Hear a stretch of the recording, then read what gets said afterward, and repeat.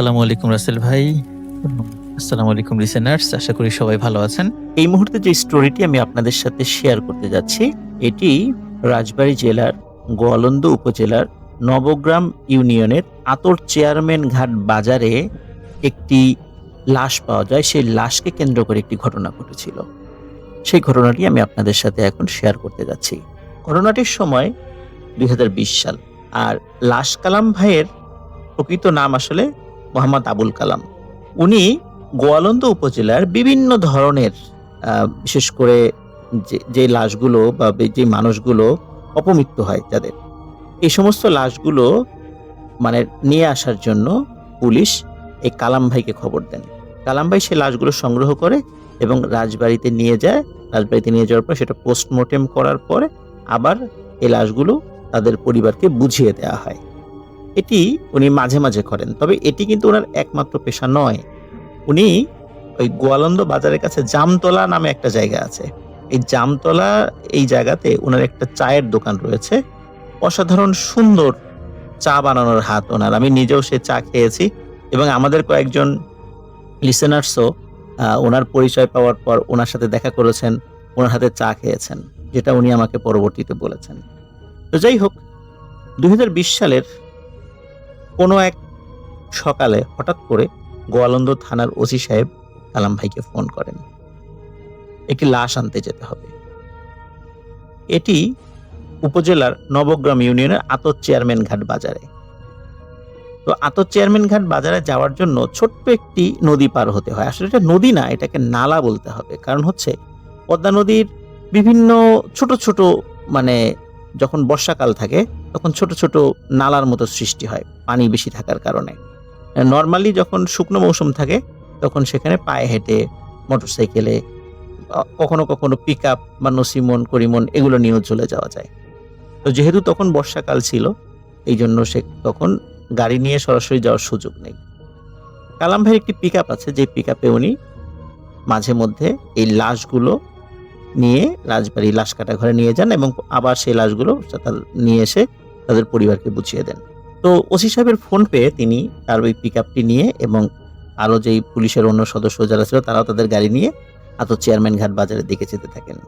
নির্দিষ্ট জায়গায় যাবার পর তখন তো আর গাড়ি নিয়ে ওই পাশে যাওয়া যাচ্ছে না। তখন পুলিশ সহ অন্যান্যরা যারা ছিলেন, কালাম ভাই ছিলেন, ওনারা একটি নৌকায় ওই ছোট্ট নালাটা পাড়ি দেন। পাড়ি দেওয়ার পরে সবাই মিলে চলে যান নির্দিষ্ট স্থানে। কালাম ভাইয়ের বর্ণনা অনুযায়ী এই লাশটি ছিল ৬ থেকে ৭ দিন আগে মারা যাওয়া একজন পুরুষ মানুষের লাশ। তাকে হত্যা করা হয়েছিল। পুলিশের কাছে যখন এই অপমৃত্যুর খবরটি আসে তখনই লাশ কালাম ভাইকে তারা সেখানে নিয়ে যান। লাশের অবস্থা খুবই ভয়াবহ হয়ে গিয়েছিল। চেহারা দেখে চেনা যায় না এবং পচে ফুলে একাকার অবস্থা, প্রচন্ড দুর্গন্ধ। ডেড বডির যে প্যাকেট থাকে উপরে পুলিশ লেখা, এই প্যাকেটে লাশটিকে ঢোকানো হয়। কিন্তু ঢোকানোর পর একটা সমস্যা দেখা দিল। লাশের গায়ে মানে শরীর থেকে এত দুর্গন্ধ বের হচ্ছিল যে এই লাশটির ধারের কাছে কেউ যেতে পারছিল না। মানে কেউ ধরার সাথে সাথে আবার রেখে দিচ্ছিল যে তারা সহ্য করতে পারতেছে না। এখন কালাম ভাইয়ের উপর দায়িত্ব পড়ে এই লাশটিকে নিয়ে যাওয়ার জন্য। তখন কালাম ভাই এই লাশটিকে নিজের কাঁধে ওঠান এবং কাঁধে উঠিয়ে উনি লাশটি নিয়ে যেতে থাকেন।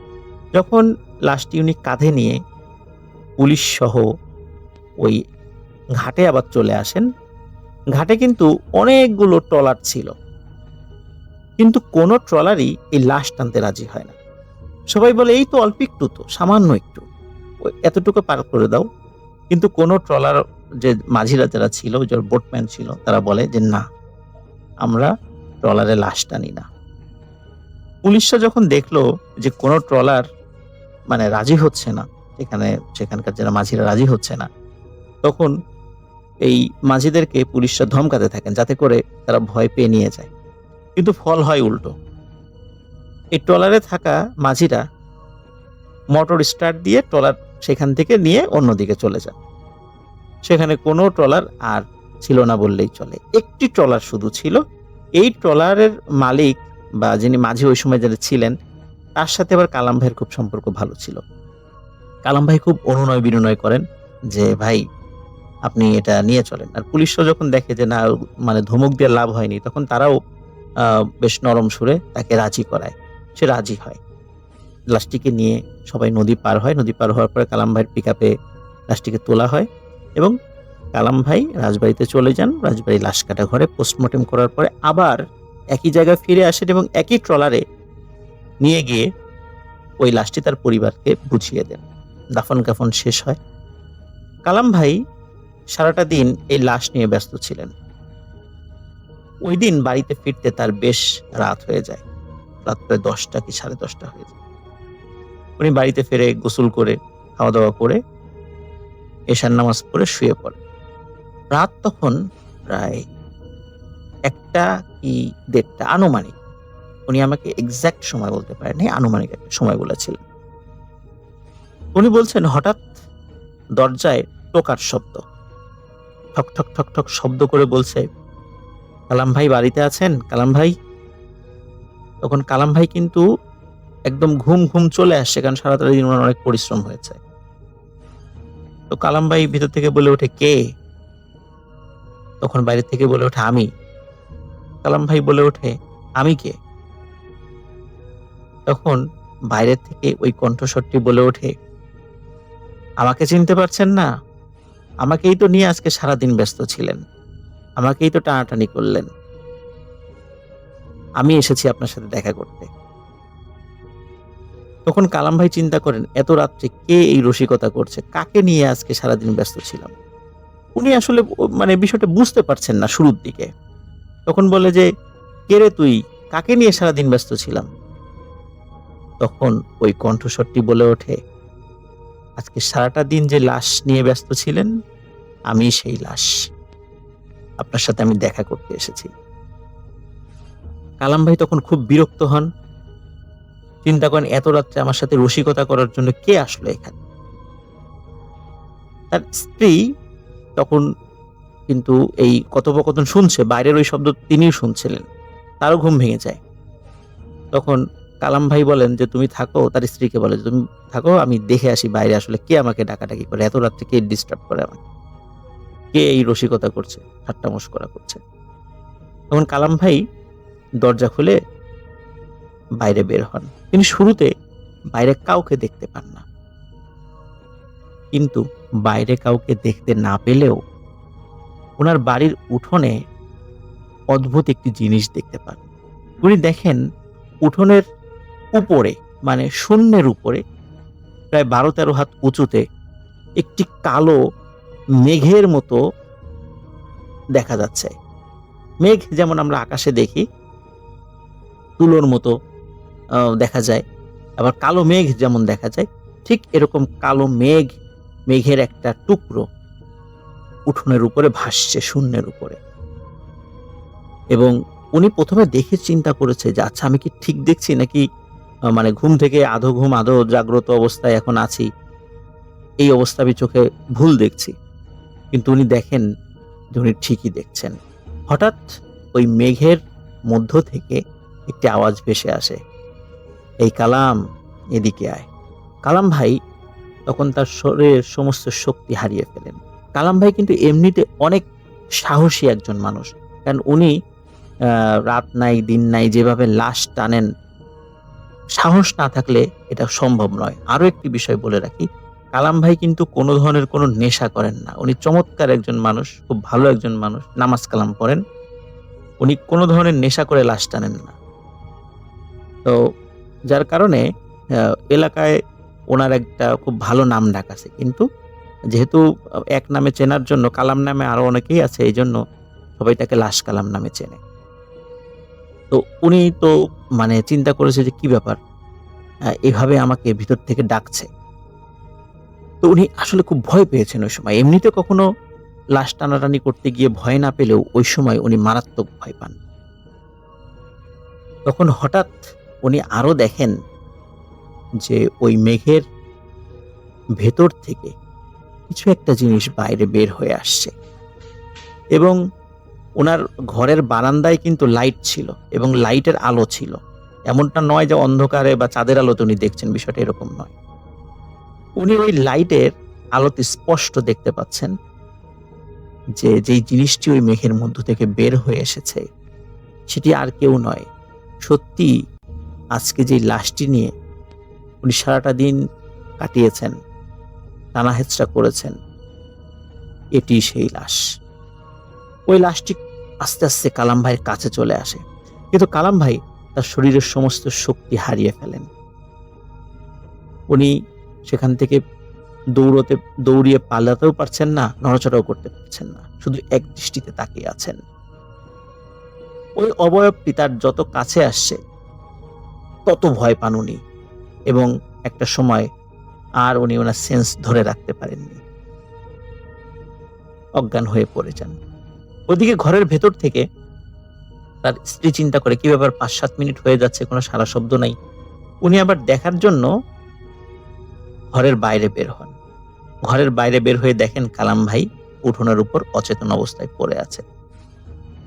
উনি বাড়ির অন্য সদস্যদেরকে ডাকাডাকি করেন, তারা উঠে আসে, কালাম ভাইকে ধরাধরি করে ঘরে নিয়ে যাওয়া হয়। তার জ্ঞান ফিরলেও উনি প্রচন্ড অসুস্থ হয়ে পড়েন এবং ফরিদপুর মেডিকেলে বেশ কিছুদিন উনি ভর্তি ছিলেন। এই ঘটনার পরে কালাম ভাই আমাকে ফোন করেন। ফোন করার পরে তিনি আমাকে এই ঘটনাটি খুলে বলেন এবং এই ঘটনাটি প্রচার করতে বলেন। প্রিয় লিসেনার্স, এটি ছিল কালাম ভাইয়ের সাথে ঘটনা, কিন্তু তার মানে এই নয় যে এই একটি ঘটনাই কালাম ভাইয়ের সাথে ঘটেছে। কালাম ভাইয়ের ভাষ্য অনুযায়ী উনি যত লাশ এ যাবৎকাল পর্যন্ত টেনেছেন বা নিয়েছেন বা যাদের সাথে দেখা হয়েছে, যে লাশগুলোর সাথে, বিশেষ করে এই লাশগুলো লাশ কাটা ঘরে নেয়ার জন্য যে সমস্ত লাশগুলোর সাথে তার দেখা হয়েছে, উনি নাকি যখন রাত্রে একা একা হেঁটে যান, এই প্রত্যেকটি লাশ উনি দেখতে পান, যে তারা সবাই তার সাথে সাথে হাঁটছে। এটি আমার কথা নয়, এটি কালাম ভাইয়ের কথা। প্রিয় লিসেনার্স, কালাম ভাইয়ের আরো কিছু ঘটনা নিয়ে আমি আপনাদের সামনে আবারও আসব। আপনারা কেউ চাইলে কালাম ভাইয়ের সাথে দেখা করতে পারেন। রাজবাড়ী জেলার গোয়ালন্দ উপজেলার জামতলা নামক যে বাজারটা আছে, সেই বাজারেই কালাম ভাইয়ের চায়ের দোকান। এক নামে সবাই তাকে চেনে, লাশ কালাম বলে। আসসালামু আলাইকুম রাসেল ভাই। আমি একটু পরিচয় দিই, কারণ অনেক লিসেনার্স নতুন নতুন এসেছে। আমার নাম ডক্টর আলী। যে ঘটনাটা শেয়ার করব তিনি পাঠিয়েছেন, তার নাম হচ্ছে দিশা। তিনি উত্তরা থেকে আমাদেরকে পাঠিয়েছেন। তিনি ছোট থেকেই অনেক জিনদের দেখেছেন, জন্ম থেকে এই পর্যন্ত তিনি দেখেই যাচ্ছেন। বাট এর মাঝখানে কিছু ঘটনাও ঘটেছে তার সাথে, যেগুলো তাকে পাগল করে ফেলেছে। বারবার সেগুলো তাকে ভাবতে বাধ্য করেছে, কিন্তু যতই ভেবেছে তিনি, ততই কোনো না কোনো ঘটনার শিকার হতেন। 2016 সালের ঘটনা। তার তেমন কোনো ফ্রেন্ড ছিল না, নিজেকে সবসময় তিনি একা ভাবতেন, কোথাও তিনি ঘুরতে যেতে পারতেন না। আরও কিছু কারণ আছে, সেটা হয়তো তিনি পরে লিখবেন। প্রতি রাতে খুব কান্না করতেন, দম বন্ধ হয়ে কান্না আসতো তার এই কান্না হয়তো সেই মেয়েটার খারাপ লেগেছিল, না তিনি জানেন না মেয়েটাকে। সেদিন রাতে তিনি একটা স্বপ্ন দেখতে পান। তিনি দেখেন পরীর মতো দেখতে একটা মেয়ে, সে মেয়েটা তার সামনে এসে দাঁড়িয়ে আছে। তিনি এটা দেখে ঘুম থেকে লাফ দিয়ে ওঠে, উঠে দেখে সে তার সামনেই, স্পষ্ট করে তিনি দেখছেন, হ্যাঁ এটা একটা মেয়ে। তারপর দিন তিনি আবার একটা স্বপ্ন দেখেন। প্রথমে তিনি বুঝতে পারে নাই যে তার সাথে আসলে এই এলোমেলো স্বপ্নে কি হচ্ছে। মনে হচ্ছিল এটা কোনো স্বপ্ন না, এটাই বাস্তব।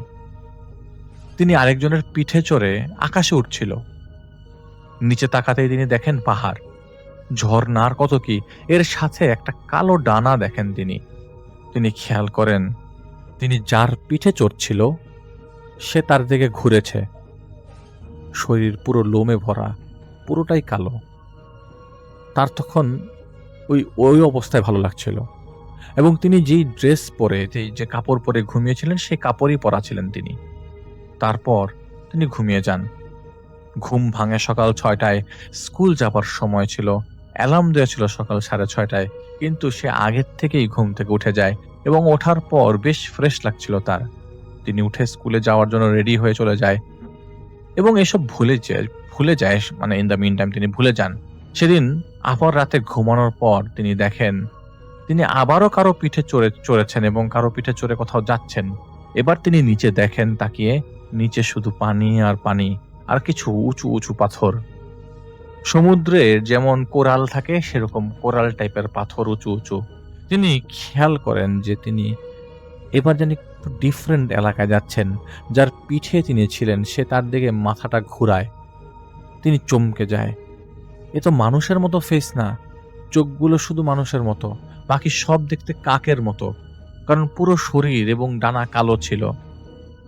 মানুষের মতো ঠোঁট না, অনেক লম্বা ছিল পাখির মতো। তিনি তার দিকে তাকিয়ে একটা মুচকি হাসি দেয়, একটা বড় পাথরের উপর তাকে নামায়। সেখানে তার পিঠ থেকে তিনি নামেন। তিনি যেই পোশাকে ঘুমিয়েছিলেন এই আবারও সেই পোশাকই পরা ছিল। তিনি নেমে দেখেন সেখানে একটা গুহার মতো, তেমন গভীর না। বাহিরে দাঁড়িয়েও তিনি ভেতর থেকে দেখতে পাচ্ছিলেন ভেতরটা কিরকম। একটা বড় গোল পাথর ছিল ভেতরে। তিনি একটু একটু করে এগিয়ে যান সেই জায়গায়, তারপর পেছনে তাকায়। তিনি তাকিয়ে দেখেন তার দিকে যে তাকে নিয়ে এসে তাকে মুচকি হাসি দিয়েছে। তার বডি এই পর্যন্ত এই প্রথম তিনি ফুল দেখলো, পাগুলো পশুদের মতো, সারা পায়ে লোমে ভরা। তাকে দেখে বোঝা যাচ্ছিল যে একটা জিনের মতো। জিন নাকি এটা আসলে এটা ডেসক্রিপশন দেওয়া যাবে না। তাকে জিজ্ঞেস করে, তুমি কি ভেতরে যেতে চাও? ভয়েসটা খুব অসাধারণ, কিন্তু দেখতে তো ভালো না। তিনি কিছুই বুঝতে পারছিলেন না। তাকে আবারও বলে, তোমাকে আমি যা বলছি তুমি অনুরূপ সেই রকম সেই পাথরটা যে দেখতে পাচ্ছ সেখানে যে বলবা, একই কথা। তারপর তাকে কিছু একটা বলে এবং তিনিও শুনে সেটা সেই গোল পাথরের কাছে যেই বলে। কিন্তু ঘুম থেকে ওঠার পর তার আসলে আর মনে ছিল না তিনি আসলে পাথরের সামনে কি বলেছে। তুমি এতটুকু বলেছেন যে তিনি বলার সাথে সাথেই পাথরটা সরে যায় আর ভেতর থেকে অনেক আলো আসতে থাকে।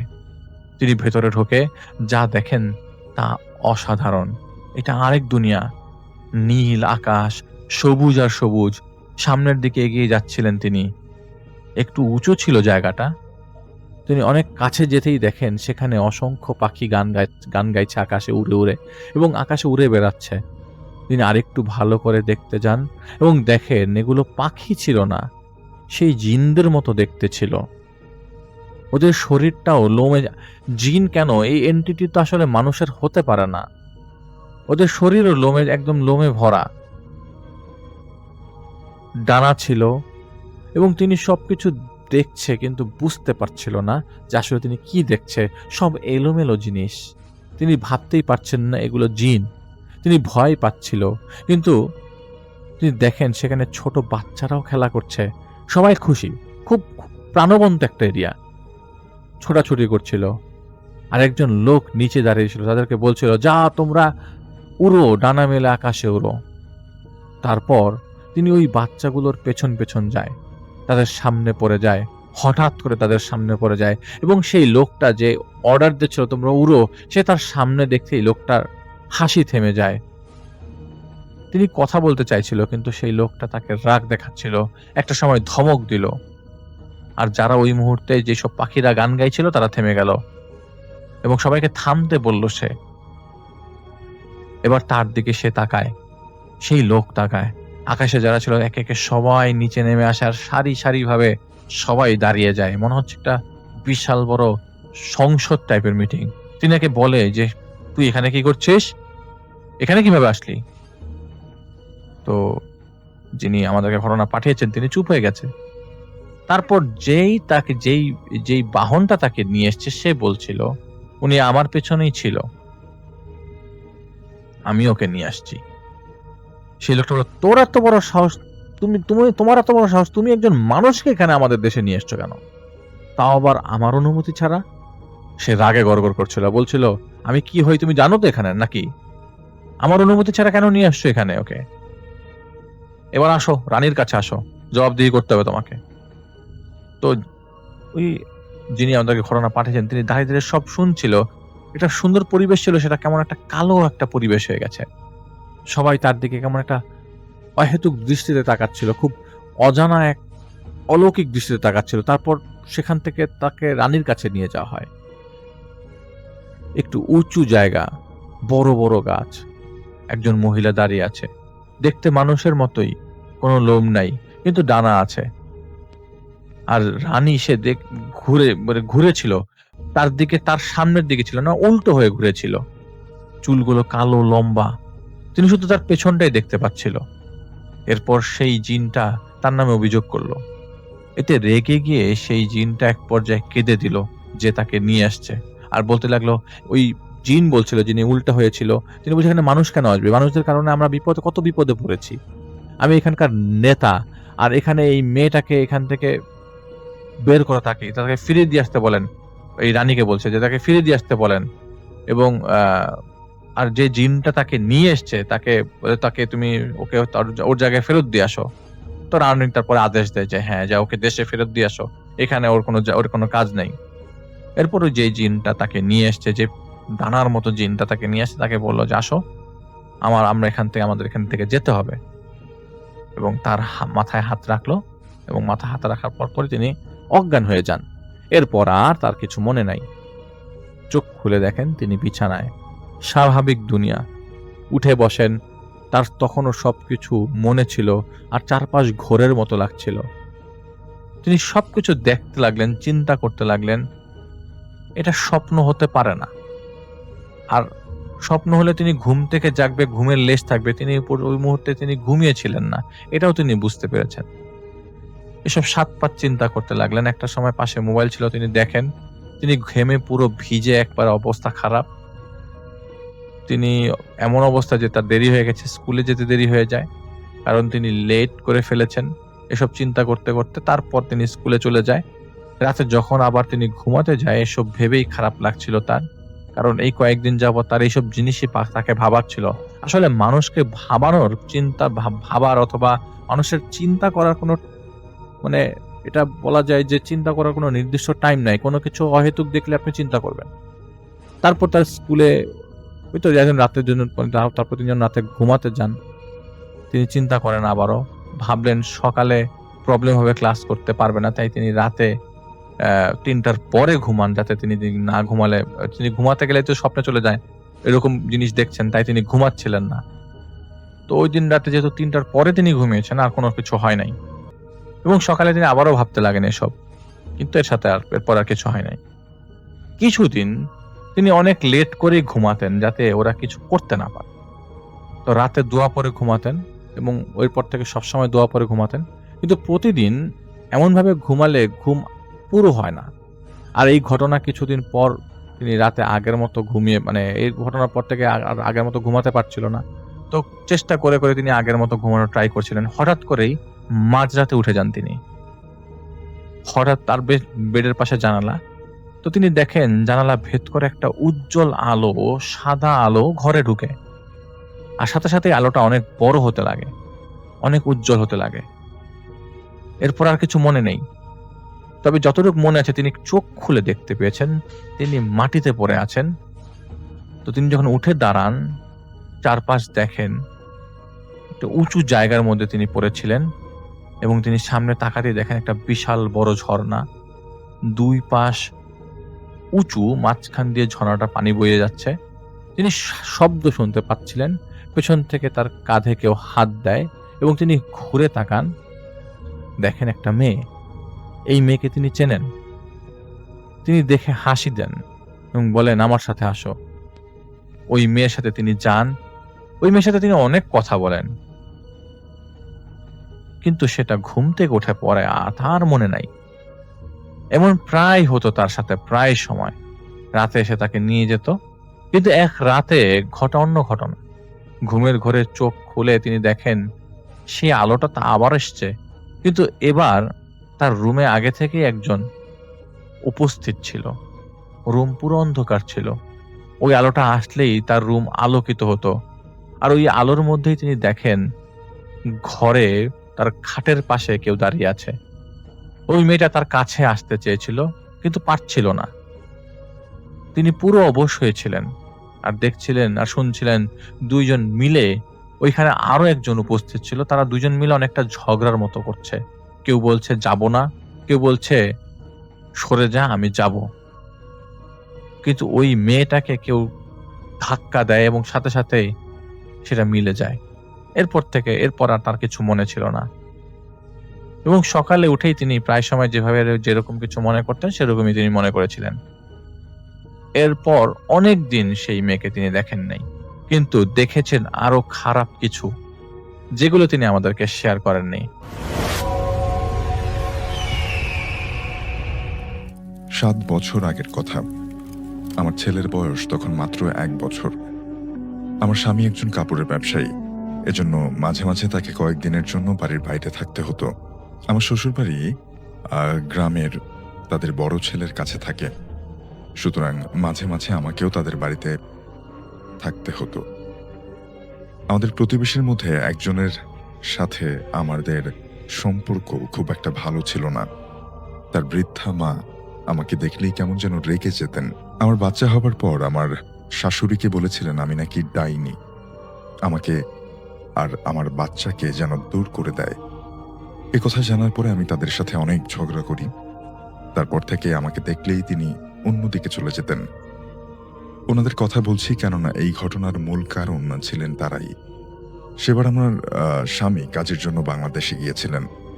শাশুড়ির আসার কথা থাকলেও তিনি অসুস্থ থাকায় তিনি আসতে পারেননি। এদিকে বাড়িতে আমি আর আমার 1 বছর বয়সী বাচ্চা।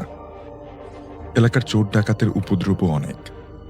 রাতে ঘুমোতে গেলেও প্রচন্ড ভয় লাগত। প্রথম যেদিন ঘটনাটা ঘটে সেদিন আমার বাচ্চাকে গোসল করানোর জন্য চুলোর গরম পানি দিয়ে আমি বাচ্চাকে ঘুম থেকে ওঠাতে গেলাম। তারপর যখন গরম পানি নিতে রান্নাঘরে গেলাম, তখন দেখলাম পাতিলের মধ্যে পানির বদলে টকটকে লাল রক্ত। শাফিন ভাই, ঘরের দরজা জানলা সব বন্ধ ছিল, তার উপর আমার কিচেনটাও বাড়ির ভেতরে, সুতরাং অন্য কারো পক্ষে সেখানে যাওয়া কিছুতেই সম্ভব না। আমি এতটা ভয় পেয়েছিলাম যা বলার বাইরে। সেদিন আর ওকে গোসল করাইনি। রাতের বেলা কিচেনে গিয়ে দেখি পাতিলের মধ্যে রক্ত জমাট বেঁধে আছে। তখন সেই পাতিলটা পরিষ্কার করে শুতে চলে গেলাম। বুঝতে পারছিলাম না কেন এমনটা হলো। রাতের বেলা হঠাৎ ঘুম ভেঙে গেল।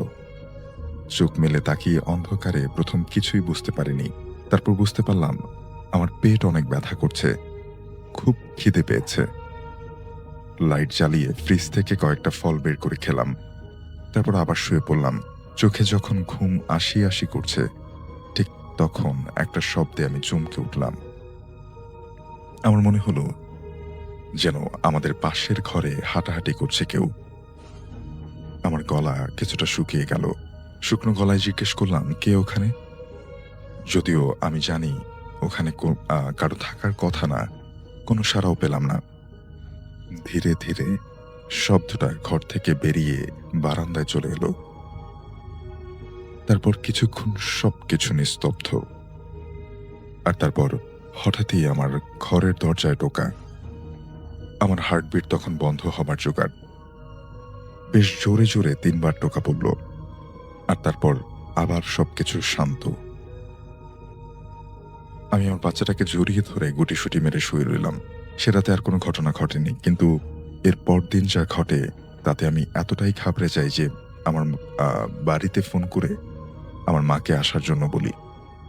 ব্যাপারটা হচ্ছে, পরদিন সকালে আমি ঘর গোছাচ্ছিলাম, এমন সময় আমার বাচ্চা কান্না করে ওঠে। দৌড়ে ওর কাছে গিয়ে দেখি ওর হাতে ছোট্ট একটা পুতুল ধরা, আর ওর পুরো শরীর ঝাঁকুনি দিয়ে কাঁপছে। পুতুলটা একেবারে সাধারণ, দেখে মনে হলো যেন টুকরো কাপড় জোড়াতালি দিয়ে কেউ বানিয়েছে সেটা। আমি ঝাটকা মেরে ওর হাত থেকে পুতুলটা নিয়ে নিলাম, আর সাথে সাথে আমার হাতে চিনচিন করতে শুরু করলো, যেমনটা কারেন্ট শক লাগলে হয়। আমি তখনই সেটা মাটিতে ফেলে দিলাম। পুতুলটা দেখতেও সাধারণ হলো, কেমন যেন একটা অদ্ভুত বিশেষত্ব আছে সেটার। আমার বাচ্চাটা যেমন নাদুস নুদুস, কোমল আর মোলায়েম, পুতুলটাও দেখতে ঠিক যেন তেমনটাই। পুতুলটা ঠিক বুকের মাঝখানে লাল কালি দিয়ে একটা ক্রস চিহ্ন আঁকা। আমার কেন জানি জিনিসটাকে ভালো লাগলো না। জানালা দিয়ে বাইরে ফেলে দিলাম সেটা। তারপর ঘরদোর গুছিয়ে বাচ্চাটাকে গোসল করালাম। ওকে ঘুম পাড়িয়ে আমি গেলাম রান্না বসাতে। রান্না যখন অর্ধেক পর্যায়ে, ঠিক তখন শুনতে পেলাম কোনো একটা বাচ্চা যেন হাসছে। আমার বাচ্চা নয়, তার থেকে বড় কোনো বাচ্চা। আমাদের ঘর থেকেই আসছিল হাসির আওয়াজটা। আমি নীরবে সেদিকে গিয়ে দরজা দিয়ে উঁকি মেরে দেখি আমার 1 বছর বয়সী বাচ্চার হাতে একটা ছুরি নিয়ে পালঙ্কের একপাশে রাখা আমার একটা ছবিতে আঘাত করছে আর হাসছে। তার গলার স্বরও ভিন্ন, যেন বড় কোনো মানুষ। আমার সারা গায়ে কাঁটা দিয়ে উঠল। দৌড়ে গিয়ে ওর হাত থেকে ছুরিটা নিয়ে ফেলে দিলাম।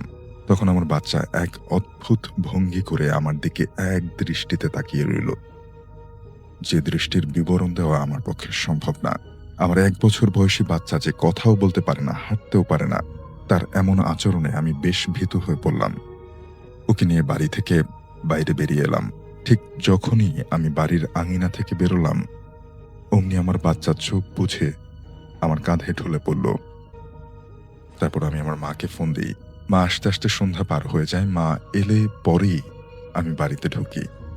মাকে সবটা খুলে বলার পর মা আমাকে সান্ত্বনা দেয় যে কিচ্ছু হবে না, সব ঠিক হয়ে যাবে। কোনো মতে 2-4টা খেয়ে মায়ের সাথে শুয়ে পড়লাম। গত রাতের মতো সে রাতেও হঠাৎই মাঝরাতে আমার ঘুম ভেঙে গেল। ঘর পুরো অন্ধকার। পাশে হাতড়ে বুঝলাম কিছু একটা নেই। মাকে পেলাম, কিন্তু আমার বাচ্চা। এক ঝটকায় বিছানা থেকে উঠে লাইট জ্বাললাম। কোথাও নেই আমার বাচ্চা। আমাদের দুজনের মাঝখানে শুয়েছিল ও। পুরো বাড়ি তন্ন তন্ন করে খুঁজে কোথাও পেলাম না তাকে। আমি তখন এদিক ওদিক খুঁজছি, কিন্তু দরজা তো বন্ধ ছিল, ওর তো বাইরে যাবার কথা না। আমি খাটের উপর বসে কাঁদছিলাম, আর ঠিক তখন একটা শীতল স্পর্শে আমি কিছুটা থমকে গেলাম। পেছন থেকে আমার গলায় একটা ধারালো ছুরি ধরে আছে কেউ। ধীরে ধীরে ঘুরে পেছনে তাকাতেই একটা ধাক্কা খেলাম। আমার বাচ্চা আমার গলায় ছুরি ধরে আছে। আমার সাথে সাথে তার হাত ধরে বসলাম আমি, কিন্তু ওইটুকু বাচ্চার হাতের জোরে আমি পেরে উঠছিলাম না। ঠিক তখন বাইরে থেকে আমার মা ঘরে ঢুকলো। এই দৃশ্য দেখে সে একটা হৃদয় বিতরক চিৎকার দিয়ে উঠল। দৌড়ে রান্নাঘর থেকে একটা ম্যাচ এনে আগুন জ্বালিয়ে ধরলো আম্মুর সামনে, আর সাথে সাথে আমার বাচ্চা আমার কোলে ঢলে পড়ল। আমি কি করব কিছুই বুঝতে পারছিলাম না। সে রাতে সারা রাত জেগেছিলাম।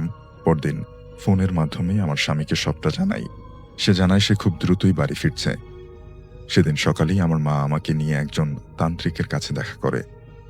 সব শুনে তান্ত্রিক আমাদের বাড়িতে আসতে রাজি হন। ওনাকে নিয়ে ফিরতে ফিরতে বিকেল গড়িয়ে যায়। তান্ত্রিক এসে প্রথমেই আমাদের পুরো বাড়িটা একবার ঘুরে দেখেন।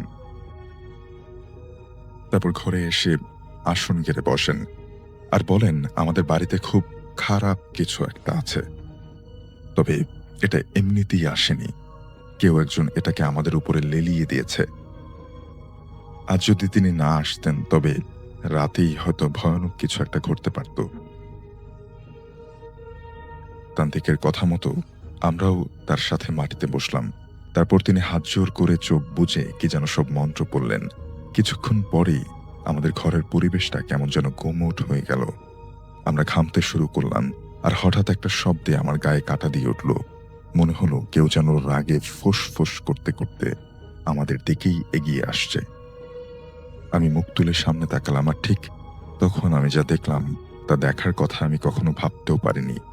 আমি দেখলাম একটা কালো ছায়ামূর্তি এসে তান্ত্রিকের পেছনে দাঁড়ালো।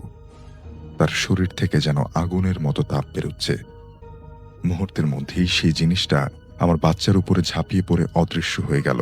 আমি তান্ত্রিকের দিকে তাকালাম। তান্ত্রিক একটা আঙুল দিয়ে আমাকে ইশারা করল চুপ থাকার জন্য, আর সাথে সাথে আমার বাচ্চার গলাটাও টিপে ধরল। এটা দেখে আমি তো পাগল হয়ে গেলাম। আমি তান্ত্রিকের হাত ধরে টেনে তাকে ছাড়ানোর চেষ্টা করলাম, কিন্তু সে আমাকে একটা ধাক্কা দিয়ে পাশে ফেলে দিল। আমি দেয়ালে ঘা খেয়ে জ্ঞান হারালাম। জ্ঞান ফেরার পরে আমি দেখি আমার মা আমার মুখের সামনে ঝুঁকে আছেন। আমি ধর্মর করে উঠে বসলাম। মাকে জিজ্ঞেস করলাম আমার বাচ্চা কোথায়। মা হাত দিয়ে দেখালো যে সে ঘুমাচ্ছে, তার গলায় একটা কালো ছোপের মতো দাগ। তান্ত্রিক তখনও আমার বাচ্চার পাশে বসে আছে। তারপর তিনি আমাকে একটা মন্ত্রপুত তাবিজ দেখালেন, যেখানে অদ্ভুত সব লেখা ছিল। এটা আমাদের বাড়ির এক কোণায় পোতা ছিল। তিনি তখন জানান আমাদের উপর নাকি কালো জাদু করা হয়েছিল। সেই খারাপ জিনিসটা আমার বাচ্চার উপরে ভর করত, তবে চিন্তার কোনো কারণ নেই, কেননা সেই জিনিসটাকে আবারও তান্ত্রিক অন্ধকার জগতে পাঠিয়ে দিয়েছেন। তবে আমার ছেলের গলায় সে কালো ছোপটা আজও রয়ে গেছে। আগের মতো অতটা স্পষ্ট নয়, তান্ত্রিক বলেছিলেন একটা সময় ওটা মুছে যাবে। আমার স্বামী ফেরার পরে সবটা শুনে ওই প্রতিবেশীর নামে থানায় একটা মামলা করে। পুলিশ জেরার মুখে সেই বৃদ্ধা স্বীকার করেন যে তিনিই নাকি ওই কাজ করিয়েছিলেন। আমি রিয়াদ, সৌদি আরব থেকে আপনাদের এই লেখাটি অনেকদিন যাবৎ পাঠাবো ভাবছি, কিন্তু সময় করে উঠতে পারি না। আমি যখন দেশে ছিলাম তখন ঘটে যাওয়া একটি ঘটনা। আমাদের গ্রামের পাশ দিয়ে একটি কাঁচা সড়ক সরাসরি যুক্ত ছিল শরীয়তপুর থানার সাথে।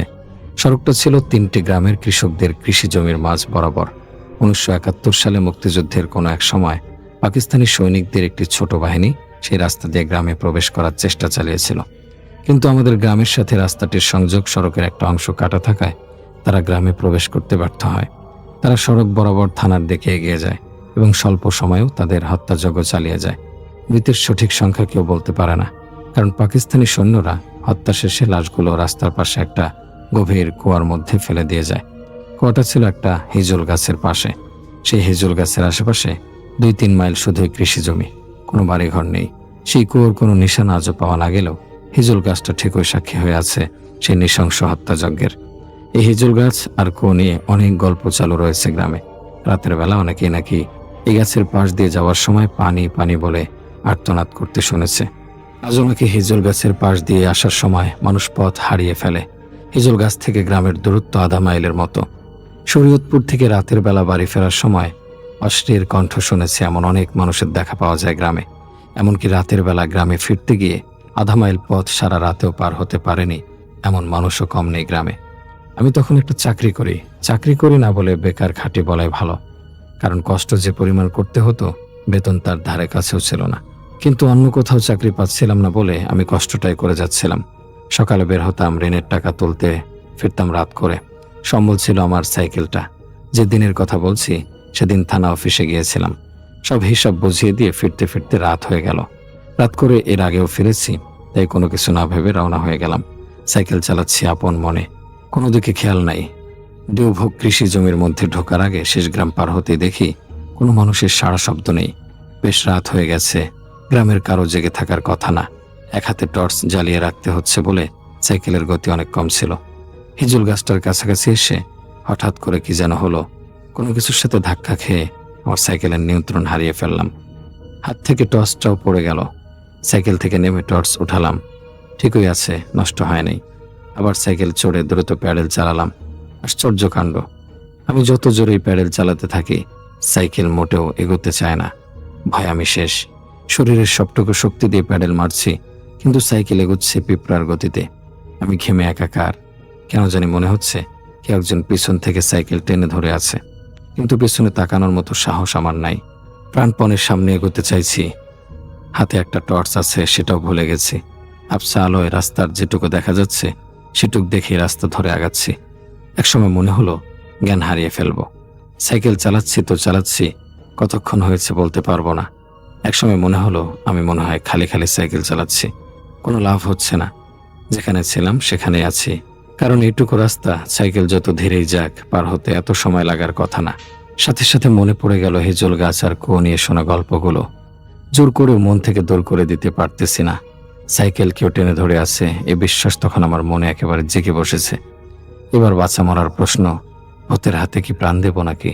সাহস করে পিছনে তাকালাম, না, কেউ নেই। কেউ টেনে ধরে নাই আমার সাইকেল। টর্চ জ্বালিয়ে পিছনের চাকা পরীক্ষা করলাম, না, কিছুই হয় নাই। আবার সাইকেলে চড়লাম, বিসমিল্লাহ বলে প্যাডেল চালালাম, কোনো লাভ হলো না। সাইকেল সে আগের মতোই ভারী, কিছুতে এগোতে চায় না। এভাবে কতক্ষণ সাইকেলের সাথে যুদ্ধ করলাম বলতে পারবো না, তবে প্রাণপণ চেষ্টা করে যাচ্ছি গ্রামের দিকে এগিয়ে যাবার। একটু একটু করে এগিয়েও যাচ্ছি। গ্রামের সীমানায় প্রথম বাড়িটা দেখা মাত্র সাহস আরও বেড়ে গেল। শরীরের যেটুকু শক্তি অবশিষ্ট ছিল তার সবটুকু প্রয়োগ করে দ্রুত সেই বাড়ির উঠানে এসে থামলাম। তারপর কোনো কথা না বলে সাইকেল থেকে নেমে শরীরের সবটুকু শক্তি দিয়ে মারলাম সাইকেলের পিছনের চাকায় লাথি। শব্দ শুনে বাড়ির মালিক বের হলেন। আমি পরিচয় দিয়ে জানালাম ভয় পাইছি। তারপর এক গ্লাস পানি খেয়ে রওনা হলাম বাড়ির দিকে। এবার আমি মহা আশ্চর্য হলাম, কারণ আমার সাইকেল ঠিক হয়ে গেছে। এখন আর ভারী মনে হচ্ছে না, ঠিক তুফান গতিতে চলছে। এই ঘটনার কোনো ব্যাখ্যা কি কারো কাছে আছে? রাত তখন প্রায় 2:40 জেলা সদর হাসপাতালের মর্গের সামনে বৃষ্টিতে ভিজে একটি অ্যাম্বুলেন্স এসে থামল। অ্যাম্বুলেন্স থেকে 2জন পুলিশ কর্মকর্তা নামল এবং তাদের সঙ্গে ছিল আরও 2জন পুলিশ কর্মচারী। তাদের সঙ্গে ছিল একটি লাশ। লাশটার কোনো পরিচয় নেই, কোথায় পাওয়া গেছে, কে হত্যা করেছে, তার বাড়ি কোথায়, কোনো তথ্য পাওয়া যায়নি। শুধু এতটুকুই জানা গিয়েছিল শহর থেকে প্রায় 15 কিলোমিটার দূরে পুরনো রেল লাইনের পাশে লোকটাকে পড়ে থাকতে দেখা যায়। আর এটা দেখেই স্থানীয়রা যখন তার কাছে যায় এবং গিয়ে দেখে সেটা কোনো লোক না, সেটা একটা লাশ। আর ঠিক তখনই পুলিশ স্টেশনে ফোন দেওয়া হয় এবং পুলিশরা গিয়ে দেখেন মুখটা কাদয় ঢাকা, পোশাকগুলো ছেঁড়া, পকেটে কোনো মোবাইল নেই, কোনো পরিচয়পত্র নেই, কোনো কিছু আইডেন্টিফাই যে করব এরকম কোনো তথ্যই পাওয়া যায়নি। শুধু ডান হাতের মুঠোটা শক্ত করে বদ্ধ করে দেওয়া। আসসালামু আলাইকুম রাসেল ভাই, আশা করছি আপনি ভালো আছেন। রাসেল ভাই, আজকে আমি যেই ঘটনাটি শেয়ার করছি এই ঘটনাটা একটা অজ্ঞাত লাশকে নিয়ে। আশা করছি ঘটনাটি আপনার কাছে ভালো লাগবে। রাসেল ভাই, এই যে লাশটাকে মর্গে নিয়ে আসা হয়েছিল, এই লাশটাকে গ্রহণ করেছিল সেই মর্গের একজন কর্মচারী যার নাম আব্দুল কাদের। সে বহু বছর থেকে মর্গে কাজ করত। লাশ দেখে তার কোনোভাবেই ভয় লাগতো না, কিন্তু এই লাশটা হাতে নেওয়ার সময় তার বুকের ভেতরটা অদ্ভুত রকমের একটা অস্থিতিশীল হয়ে গেল। কারণ লাশটা একদমই বরফের মতো ঠান্ডা হওয়ার কথা ছিল, কারণ লাশটা প্রায় 8 ঘন্টা থেকে পড়েছিল। কিন্তু সেই লাশটার শরীরটা অস্বাভাবিকভাবে গরম, মনে হচ্ছে তার রক্তগুলো এখনও চলাচল করছে, মনে হচ্ছে তার রক্তগুলো এখনও তাজা। সেই কাদের পুলিশকে বলল, স্যার এই লাশটা কতক্ষণ আগে মারা গেছে? তখন পুলিশের কর্মকর্তা বলল, ডাক্তার বলেছেন অন্তত 6 থেকে 7 ঘন্টা আগে মারা যাবে। এটা শুনে কাদের কোনো কিছুই বলল না। এরপর লাশটাকে নিয়ে ফ্রিজের ঘরের একটা ডয়ার খুলে সেই ডয়ারের মধ্যে রেখে বন্ধ করে দিল দরজাটা। তারপর রেজিস্ট্রি খাতায় লিখল, অজ্ঞাত একজন পুরুষ, বয়স আনুমানিক 40, ঠিকানা ... ঠিক তখনই দেখল সময় রাত 3:10। এরপর আব্দুল কাদের তার অফিসের ঘরে বসে বসে লাশের যে ঠিকানাগুলো ছিল বা লাশের যে এন্ট্রিগুলো ছিল সেগুলো একটু করে দেখছিল এবং অন্য হাতে চা খাচ্ছিল। হঠাৎ করেই তার ঘরটা এমন একটা শব্দ আসলো, সেই শব্দটা তাকে একটু সজাগ করে তুলল। সে তাকালো, দেখলো কিছুই নেই, কিন্তু কিছুক্ষণ পর আবারও সেই ঠকঠক একটা শব্দ আসলো ফ্রিজ রুমের ভেতর থেকে। এবার আব্দুল কাদের একটু ভয় পেল এবং ভাবলো যে এখনই তো একটি নতুন লাশ রেখে আসলাম, আর এখন এই কোথা থেকে শব্দগুলো আসলো। মনে মনে ভাবলো হয়তো কোনো ডয়ার বা হয়তো কোনো কিছু আটকা ছিল, আমার উপস্থিতিতে হয়তো ঝাক্কা পেয়ে পড়ে গেছে। যাই হোক, সে সেই ফ্রিজ রুমের দরজা খুলল এবং দেখলো লাইট মেরে সব ডয়ারগুলো বদ্ধ, সব কিছুই স্বাভাবিক। কিন্তু তার কাছে মনে হচ্ছে কোথাও একটা অস্বাভাবিক কিছু আছে, কারণ অস্বাভাবিক কিছু না থাকলে এই শব্দটা কোথা থেকে আসতেছে। যাই হোক, সে সেখান থেকে ফিরে আসতে যাবে, আর ঠিক তখনই শেষের যে একটা ডয়ার ছিল সেই ডয়ার থেকে হালকা সামান্য একটু খোলা মনে হচ্ছিল তার কাছে। এটা দেখে আব্দুল কাদেরের শরীর একদম ঠান্ডা হয়ে গেল। সে তাড়াহুড়ো করে সেই ডয়ারটার কাছে গেল এবং টেনে খুলল সেটাকে, এবং দেখলো যে কিছুক্ষণ আগেই যেই অজ্ঞাত লাশটাকে সে এখানে রেখে গেছে ঠিক সেই লাশটাই এখানে আছে। একদম চোখগুলো বদ্ধ, মুখটা স্থির। এরপর কাদের কয়েক সেকেন্ড তাকিয়ে সেই ডয়ারটার একদমই বদ্ধ করে দিল। আর ঠিক তখনই হঠাৎ করেই লাশটার যে ডান হাতটা ছিল সেই ডান হাতটা একটু লড়ে উঠল। এটা দেখে আব্দুল কাদের ভয়ে একদম জমে গেল। আঙ্গুলগুলো ধীরে ধীরে কেমন যেন দুলছে সেই লাশটার। মানে এমন একটা অবস্থা যেন মনে হচ্ছে ওই যে যেই মুঠোটা ছিল সেই মুঠোটার হাতটা যে ছিল সেই হাতটা খুলে যাচ্ছে। এরপর আব্দুল কাদের দেখলো একটা, দুইটা, তিনটা এরকম করে পুরো হাতের আঙ্গুলগুলো সোজা হয়ে গেল এবং হাতের তালুতে যে একটা ছোট্ট কিছু ছিল সেটা আবার স্পষ্ট হয়ে গেল। আব্দুল কাদের দেখলো সেখানে একটা ছোট্ট কাগজের টুকরো। এটা দেখে আব্দুল কাদেরের গলা শুকিয়ে গেল। সে অনেক ভয়ে ভয়ে হাত কাঁপতে কাঁপতে সেই কাগজটা তুলল এবং সেই কাগজটা তুলে সে শুধুমাত্র একটি লেখাই দেখল। লেখাটা এরকম, আমাকে এখানে রেখো না। এই কাগজটা দেখে আব্দুল কাদের ভয়ে বাইরে চলে আসলো আর সঙ্গে সঙ্গেই সে ওই যেই পুলিশ কর্মকর্তারা তাকে এই লাশটি দিয়ে গেছে তাদেরকে ফোন করলো এবং ফোন করে যখন পুলিশ কর্মকর্তাকে এই আপডেটটা দিল তখন পুলিশ কর্মকর্তারা কোনো লেট না করে তাড়াতাড়ি সেখানে চলে আসলো এবং পুলিশ এসে কাগজটা দেখলো। কিন্তু আশ্চর্যজনক বিষয় হচ্ছে কাগজের লেখাগুলো যেন কয়েক মিনিটের মধ্যেই একদম মিলিয়ে যেতে শুরু করলো। প্রথমে শেষের অক্ষরটা অদৃশ্য হলো, তারপর মাঝখানেরগুলো, তারপর শেষের কাগজে একদমই সাদা হয়ে গেল। এটা দেখে পুলিশ কর্মকর্তারাও বেশ খানিকটা আশ্চর্য হয়ে গেল এবং সেই আব্দুল কাদের যে ছিল তাকে বলল যে এইটা কিছু করার দরকার নেই, আমরা কালকে সকালে এটা নিয়ে কথা বলবো। পরের দিন সকালবেলা ডাক্তার সেই লাশটাকে পরীক্ষা করার জন্য ল্যাব রুমে নিয়ে গেল এবং সবথেকে আশ্চর্যজনক বিষয় হচ্ছে লাশটার বুকের উপর একটা ছোট কালো দাগ দেখা গেল। দাগটা একদমই গোলাকার এবং সেটা কি ডাক্তার এটা বুঝতে পারতেছে না। তারপর একজন ডাক্তার সেটাকে পরিষ্কার করতে গেলেন, কিন্তু সেটাকে পরিষ্কার করতে যাবেন ঠিক তখনই হঠাৎ করেই লাশটার চোখটা খুলে গেল এবং এটা দেখে ডাক্তার কিছুটা ভয়ে পিছিয়ে গেলেন। দেখলেন যে চোখ দুটো পুরো একদমই সাদা, কিন্তু মুখটা কোনো লড়ছে না এবং হঠাৎ করেই সেই ঘরের ভিতর একটা ফিসফিস শব্দ শোনা গেল।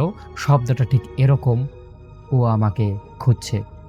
এটা দেখেই সবাই এপাশ ওপাশ দেখার দেখলো যে আসলে কার সঙ্গে কথা বলছে, কিন্তু দেখলো আশেপাশে কেউ নেই। এবার সেখানে থাকা সিনিয়র একজন ডাক্তার সাহস করে আবার লাশটার দিকে তাকালো। ঠিক সেই মুহূর্তেই দেখলো লাশটার চোখ বদ্ধই আছে, মুখটা ঠিক আগের মতোই স্থির। একটা মিরাকেল হয়ে গেল। তারা একটু আগেই যখন দেখলো যে লাশটার চোখ খোলা, মুখটা কিছু বলছে, কিন্তু এখন এই সব কিছু আগের মতোই আসলো। এটা দেখে তারা তাদের পরীক্ষার কার্যক্রম অফ করে দিল এবং সেই দিনেই বিকালবেলা এই লাশটার ছবি বিভিন্ন থানায় পাঠানো হলো এই লাশটাকে আইডেন্টিফাই করার জন্য। এরপর রাত 8টার দিকে একজন বৃদ্ধ থানায় এসে এই যে ছবিটা ওখানে ঝোলা ছিল সেই ছবিটা দেখে বললেন, এই মানুষটাকে আমি চিনি। এরপর পুলিশ সবাই ইন্টারেস্টেড হয়ে গেল, যে সবাই কাছাকাছি আসলো, সবাই একসঙ্গে জড়ো হয়ে সেই মানুষটাকে জিজ্ঞাসা করলো, কে তিনি, আপনি কি তার পরিচিত, আপনার কি কোনো আত্মীয় হয়? কিন্তু বৃদ্ধ কিছুক্ষণ চুপ থাকার পর বললেন, ওই লাশটা আমার ছেলে। সবাই অবাক হয়ে গেলেন। বৃদ্ধ তখন আরও বললেন, কিন্তু আমার ছেলে তো মারা গিয়েছে আজ থেকে প্রায় 10 বছর আগে। এটা শোনার পরেই পুরো থানা একদমই নীরবতা হয়ে যায়। বৃদ্ধর কাঁপা কাঁপা হাতে একটা পুরনো ছবি তিনি তুলে ধরলেন। ছবিটার মুখ এবং মর্গে থাকা যেই অজ্ঞাত লাশটার মুখ ছিল হুবহু এক, শুধু পার্থক্য হলো পুরনো দিনের ছবি এবং নতুন দিনের ছবি। আর একটা পার্থক্য ছিল, সেটা হচ্ছে ওই যে একটা কালো দাগ ছিল একটা লাশের, বৃদ্ধ যেই ছবিটা দেখাচ্ছে সেটা হচ্ছে ডান হাতে কালো দাগ, আর অজ্ঞাত যে লাশটা ছিল সেটা হচ্ছে বাম হাতে কালো দাগ। মর্গের এরকম একটা পরিস্থিতি দেখে পুলিশ এবার তাদের যে পুরনো নথিগুলো ছিল সেই নথিগুলো খুঁজতে শুরু করলো। 12 বছর আগে ওই ব্যক্তি নিখোঁজ হওয়ার একটা রেকর্ড পাওয়া গেল। আরও আশ্চর্যজনক বিষয় হলো তারা নিখোঁজ হওয়া ঘটনাস্থলে ছিল সেই একই পুরনো রেল লাইনের মধ্যেই সেই মানুষটা নাকি সেন্সলেস হয়ে হারিয়ে যায়। কিন্তু সেখান থেকে গত রাত্রে অজ্ঞাত যেই লাশটা পাওয়া গেছে সেটার সঙ্গে এই আগের লাশের কি সম্পর্ক হতে পারে? পুলিশ যখন পুরো ঘটনা খুঁজে দেখল তখন আস্তে আস্তে বেরিয়ে আসতে থাকলো আসল রহস্য। 12 বছর আগে ওই ব্যক্তি নিখোঁজ হওয়ার রাতে তার সঙ্গে আরও 2 জন ছিল। তাদের একজনকে কখনো পাওয়া যায়নি, আর অন্যজন কয়েক মাস পর রহস্যজনকভাবে মারা যায়। কিন্তু সেই পুরনো মামলার তদন্তকারী পুলিশ অফিসারও এখন বেঁচে নেই। এরপর হঠাৎ করেই সেই মামলাটা বন্ধ হয়ে যায়। এরপর সবাই বুঝতে পারে যে আসলেই এখানে অন্য কোনো কিছু আছে। এরপর পুলিশ সদস্যরা এই বিষয়গুলো নিয়ে ঘাঁটতে একটা সময় বিরক্ত হয়ে অজ্ঞাত লাশটিকে আবারও মর্গে রাখার সিদ্ধান্ত দেন। সেই রাতে আব্দুল কাদের ডিউটি ছিল একা, সে একাই আজকে ডিউটি করবে। তখন রাত 2টা বাজে 40 মিনিট। হঠাৎ মর্গের দরজায় মানে কিছু যেন একটা হাতের নখ দিয়ে আঁচড় দিচ্ছে। এটা দেখে বা এটা শুনে আব্দুল কাদের দূর থেকে তাকিয়ে রইল। সে ধীরে ধীরে দেখছে যে আসলে সেখানে হচ্ছেটা কি। এরপর দেখলো মর্গের ঘরের যে দরজাটা ছিল সেই দরজাটা নিজেই খুলে গেল, ক্যাচ করে একটা শব্দ হয়ে। তারপর স্পষ্টভাবে আব্দুল কাদের দেখছে সেখানে যে লাশটা ছিল সেই লাশটা উঠে বসে গেল। এবার এটা দেখে আব্দুল কাদেরের মুখ দিয়ে কোনো কথা বের হচ্ছে না। আব্দুল কাদের শুধু দেখছে আর থ হয়ে বসে আছে। লাশটা মাথা ঘুরিয়ে আব্দুল কাদেরের দিকে তাকালো এবং বলল, ওকে বলো। আব্দুল কাদের কি করতেছে, কি হচ্ছে কিছুই বুঝতে পারতেছে না, শুধু বলল, কাকে কি বলবো? আর ঠিক তখনই লাশটা খুব আস্তে আস্তে বলল যে আমাকে এখানে রেখে গেছে। তারপর লাশটা আবারও শুয়ে পড়ল। আর ঠিক সেই মুহূর্তে হঠাৎ করেই মর্গের ভিতরের যতগুলো লাইট ছিল সব লাইটগুলো নিভে গেল। কয়েক সেকেন্ড পর আলো জ্বলতেই আব্দুল কাদের দেখল সেই যে অজ্ঞাত লাশটা সেখানে ছিল সেই লাশটা সেখানে নেই, এবং মেঝের মধ্যে কয়েকটি ভেজা পায়ের ছাপগুলো এমন যেন মর্গ থেকে একটা কোনো মানুষ বের হয়ে করিডোর দিয়ে বাইরে চলে গেছে, এবং সেই যে পায়ের ছাপটা ছিল সেই পায়ের ছাপটা সেই হসপিটালের প্রধান দরজার কাছে এসে থেমে গেছে। এটা দেখেই আব্দুল কাদের বেশ খানিকটা অবাক হয়ে গেল এবং সাথেই সে পুলিশকে কল করলো। পুলিশ এসে সারা হসপিটাল সহ পুরো জায়গাটা তন্ন করে খুঁজলো, কিন্তু কোথাও সেই লাশটি আর পাওয়া গেল না। এরপর একে একে 3 দিন কেটে গেল। আবার গ্রামের সেই পুরনো রেল লাইনের পাশে আরেকটি লাশ পাওয়া গেল। এবার একজন মানুষের লাশ, এবং পরিচয় পাওয়া গেল সঙ্গে সঙ্গে। সেই ব্যক্তিটি ছিল যার বিরুদ্ধে 12 বছর আগে ওই অজ্ঞাত মানুষটি হত্যা করার সন্দেহ ছিল। লোকটার পকেটে একটা কাগজ ছিল, আর কাগজে হাতের লেখায় ছিল 12 বছর আগে যে লাশটিকে মাটির নিচে রেখেছিলাম সে আবার ফিরে এসেছে। এরপর পুলিশের কাঁধে পড়ে যায় বিশাল একটা টেনশনের ঝাপ। পুলিশ পুরনো রেল লাইনের আশেপাশে খোঁড়াখুড়ি শুরু করে দিল, পুরো জায়গাটা তন্ন করে খোঁজা শুরু করলো। আর ঠিক তখনই প্রায় 1 থেকে 2 ফুট নিচে পাওয়া গেল একটা পুরনো কঙ্কালটার হাত এখনো শক্ত করে মুষ্টি করার দরুন সেটা স্পষ্টভাবে বোঝা যাচ্ছে যে সে তার ভিতরে কিছু একটা আছে বা কিছু একটা আঁকড়ে ধরে সে আছে। পুলিশ মর্গের যে ডোম থাকে তাদের দ্বারা সেখানে তুলল এবং হাতটির ভিতরে আশ্চর্যজনকভাবে একটা মরিচা ধরা লোহার জংওয়ালা চাবি খুঁজে পেল। এই চাবিটা দিয়েই কোনো কিছু আছে। তখন শুরু হয়ে গেল এই চাবির আসল রহস্য কি। চাবিটা দিয়ে সবাই মানে চাবি যে বানায় আর কি, সেই বানার যে একটা মানে চাবি যারা বানায় আর কি, তারা তো একটা চাবি দেখলেই বুঝতে পারে এরকম কীরকম তালা হবে। এবং তারা একসময় খুঁজেও পায় যে এই চাবিটা আসলে কোথাকার। তখন এই চাবিটা দিয়েই শহরের একটা কোণার একটা মানে অফিস রুম বলতে, একসময় এটা অফিস রুম ছিল, কিন্তু পরবর্তী সময়ে সেখানকার মানুষগুলো কেউ না থাকার কারণে সেটা নাকি অফ হয়ে যায়। এবং এই মানে বদ্ধ ঘরটা নিয়ে একটা রহস্যজনক ঘটনা আছে, সেটা আমি অন্য একদিন বলবো রাসেল ভাই। আর এই ঘটনাটা কিন্তু আমাদের কাছে পাঠিয়েছে আমার একজন বন্ধু। তো আমি ঘটনাটা আমার মতো করে বলার চেষ্টা করেছি। যদি ঘটনাটা ভালো লাগে তাহলে অবশ্যই ঘটনাটি শেয়ার করবেন। গত সপ্তাহে আমি নেত্রকোনার বিরিশিরিতে ঘুরতে গিয়েছিলাম। তা আমি যেখানে যাই না কেন চেষ্টা করি ভয়ঙ্কর ভয়ের ঘটনা সংগ্রহ করবার জন্য। তো একটা ঘটনা আমি শুনতে পেয়েছিলাম একটা অটো রিক্সার ড্রাইভারের কাছ থেকে। আমি সারাদিনের জন্য একটা অটো ভাড়া করে বেরিয়েছি দিকে এবং ঠিক করে যে সেই অটোটা নিয়ে আমি বিকেল পর্যন্ত ঘুরবো। ফ্যামিলি মেম্বার যারা ছিল তারা সেই অটোর পিছের অংশে বসেছিল এবং আমি সেই ড্রাইভার আঙ্কেলের পাশেই বসি। তো তিনি আমাকে একটা ঘটনা শেয়ার করেন। তো শুরুতে বলতে চাই যে আমি ওনাকে অনেক জিজ্ঞাসা করি, কিন্তু তিনি আসলে বলতে চাচ্ছিল না, কারণ ওনার ধারণা ছিল আমি ঘটনাটা বিশ্বাস করব না। কিন্তু অনেক বলার পরে তারপর তিনি আমাকে ঘটনাটা শেয়ার করেন। জানি না আপনাদের কতটা ভয় লাগবে। তো বিরিশিরি থেকেই একটা রাস্তা আছে যেটা হচ্ছে শিবগঞ্জের রাস্তা বলে, এটা হচ্ছে নদীর ওপারে, মানে সোমেশ্বরী নদীর ওপারে শিবগঞ্জ একটা রাস্তা আছে। তো সেই রাস্তায় অটো রিক্সাই বেশিরভাগ চলে, এছাড়া ট্রাক বা অন্য জাতীয় কোনো কিছুই চলে না। তো কথা প্রসঙ্গে আমি সেই অটো ড্রাইভারকে বললাম যে আঙ্কেল, আপনি যে এরকম এখানে অটো নিয়ে যাওয়া আসা করেন রাত কয়টা পর্যন্ত চালান?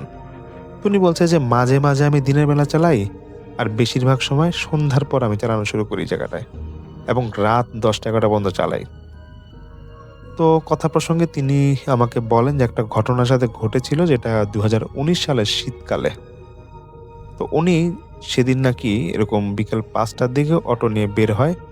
তো রাত্রে 9টার দিকে ওনার অটোর চার্জ প্রায় শেষের দিকে।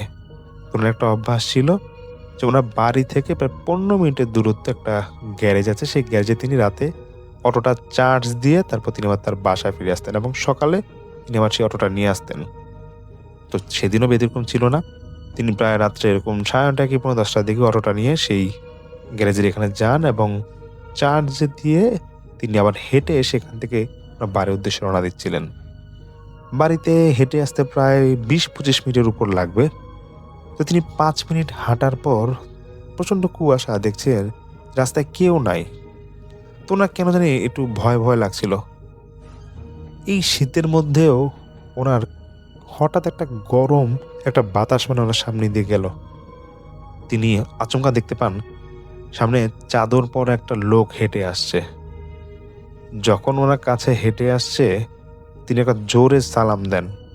সালামের উত্তরও আসে এবং দুজনই মুখোমুখি অবস্থায় দাঁড়িয়ে যায়। তিনি যখন লোকটিকে লক্ষ্য করেন তিনি দেখেন যে তার পাশের বাড়িতেই আবুল মিয়া, এটা মানে সেই লোকটার নাম নাকি ছিল আবুল মিয়া, তার পাশের বাড়িতেই থাকতো। তো তখন সেই ড্রাইভার আঙ্কেল তিনি বলছে যে এই আবুল মিয়া, তুমি এত রাতে এখানে কি করো? তখন তিনি উত্তরে বলে, না না, এই সামনে মসজিদটা যেতেছি, আশা পড়বো। তারপর সেই অটো ড্রাইভার আঙ্কেল তিনি নাকি 1 মিনিটও হয় না, 30 সেকেন্ড কি 40 সেকেন্ড সামনে দূরত্বে যায় এবং তিনি গিয়ে হঠাৎ ভাবতে থাকে, আচ্ছা এই আবুল এই 10টা 10:30 দিকে রাতে মসজিদে গিয়ে কী করবে? এখন কি কোনো নামাজের জামাত আছে নাকি? সঙ্গে সঙ্গে তিনি পিছে ফিরে দেখে কেউ নাই। তখন তিনি কিছুটা অবাক হয়ে যায়, ভাবে যে হয়তো বেশি কুয়াশা, এর জন্য হয়তো তিনি দেখতে পাচ্ছেন আবুলকে। তারপর আধা ঘন্টা পর এরকম গিয়ে উনি ওনার বাসায় গিয়ে পৌঁছায়। বাসায় গিয়ে একটা অন্যরকম অভিজ্ঞতার শিকার হন এই অটো ড্রাইভার আঙ্কেল। আমি ওনার নাম নিচ্ছি না, কারণ তিনি তার নাম প্রকাশ করতে আমাকে মানা করেছে। যাই হোক, বাসায় গিয়ে তিনি দেখেন পাশের বাড়ির আবুল মিয়া নাকি আরো 1.5 থেকে 2 ঘন্টা আগে মারা গিয়েছে এবং তার লাশের খাটিয়া আনার জন্য কয়েকজন লোক গিয়েছে মসজিদে। তো সেই অটো ড্রাইভার আঙ্কেল আমাকে বলে যে ভাতিজা, এটা আমি বুঝি নাই যে আসলে কি ঘটছিল। আমি যাকে কিছুক্ষণ আগে দেখলাম আধা ঘন্টা আগে যে আমার সাথে রাস্তায় দেখলো, স্পষ্ট আমি তার চেহারা দেখছি। আর আমি বাড়িতে এসে শুনি যে ও নাকি আরো ১.৫-২ ঘন্টা আগে মারা গেছে। এটার উত্তর তিনি আজও খুঁজে পান না। তো এরকম একটা ঘটনা আমি সংগ্রহ করেছিলাম। যাই হোক, এখন আমি সামিল আনসারে চলে যাচ্ছি আরেকটি ঘটনায়। যেই ঘটনাটা আমি শেয়ার করব, এটা শুভ ভাই পাঠিয়েছেন নরসিংদী থেকে। ওনার দাদুর মুখ থেকেই তিনি এই ঘটনাটা শুনেছেন এবং উনি বলেন যে ওনার দাদুরই এক বন্ধু আছে, তার সাথেই আসলে তার ফ্যামিলির সাথে আসলে এই ঘটনাটা ঘটে। এটা ৮০ দশকের একটা ঘটনা হবে। তো যার সাথে ঘটনাটা ঘটছে তার ফ্যামিলিকে আমি দাদু হিসেবে সম্বোধন করছি এই ঘটনার মাধ্যমে, যেহেতু আমাকে শুভ ভাই সেভাবে পাঠিয়েছে। তো সেই দাদু তিনি নাকি হাটে তখন সে আমলে মুড়ি বিক্রি করত। ওনার এরকম হাটে যাওয়া লাগতো শনিবার এবং মঙ্গলবার। তো একদিন শনিবার বিকেলে ওনার স্ত্রী ওনার বড় ছেলেকে বলে যে বাজারে যা, তোর বাবার সাথে একটু মুড়ি বিক্রি করে আয়, একটু সাহায্য কর।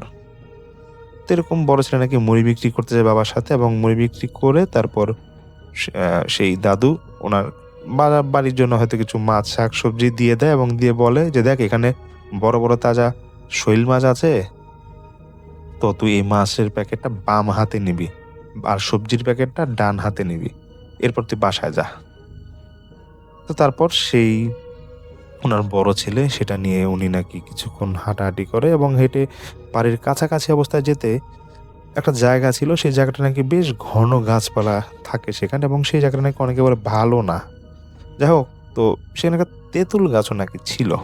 লোকে বলে এই তেঁতুল গাছে নাকি ৩টা জিন থাকে। যাই হোক, তো সেই বড় ছেলে তিনি যখন এখানে আসে হঠাৎ ওনার বাম হাতটা ব্যথা করছিল।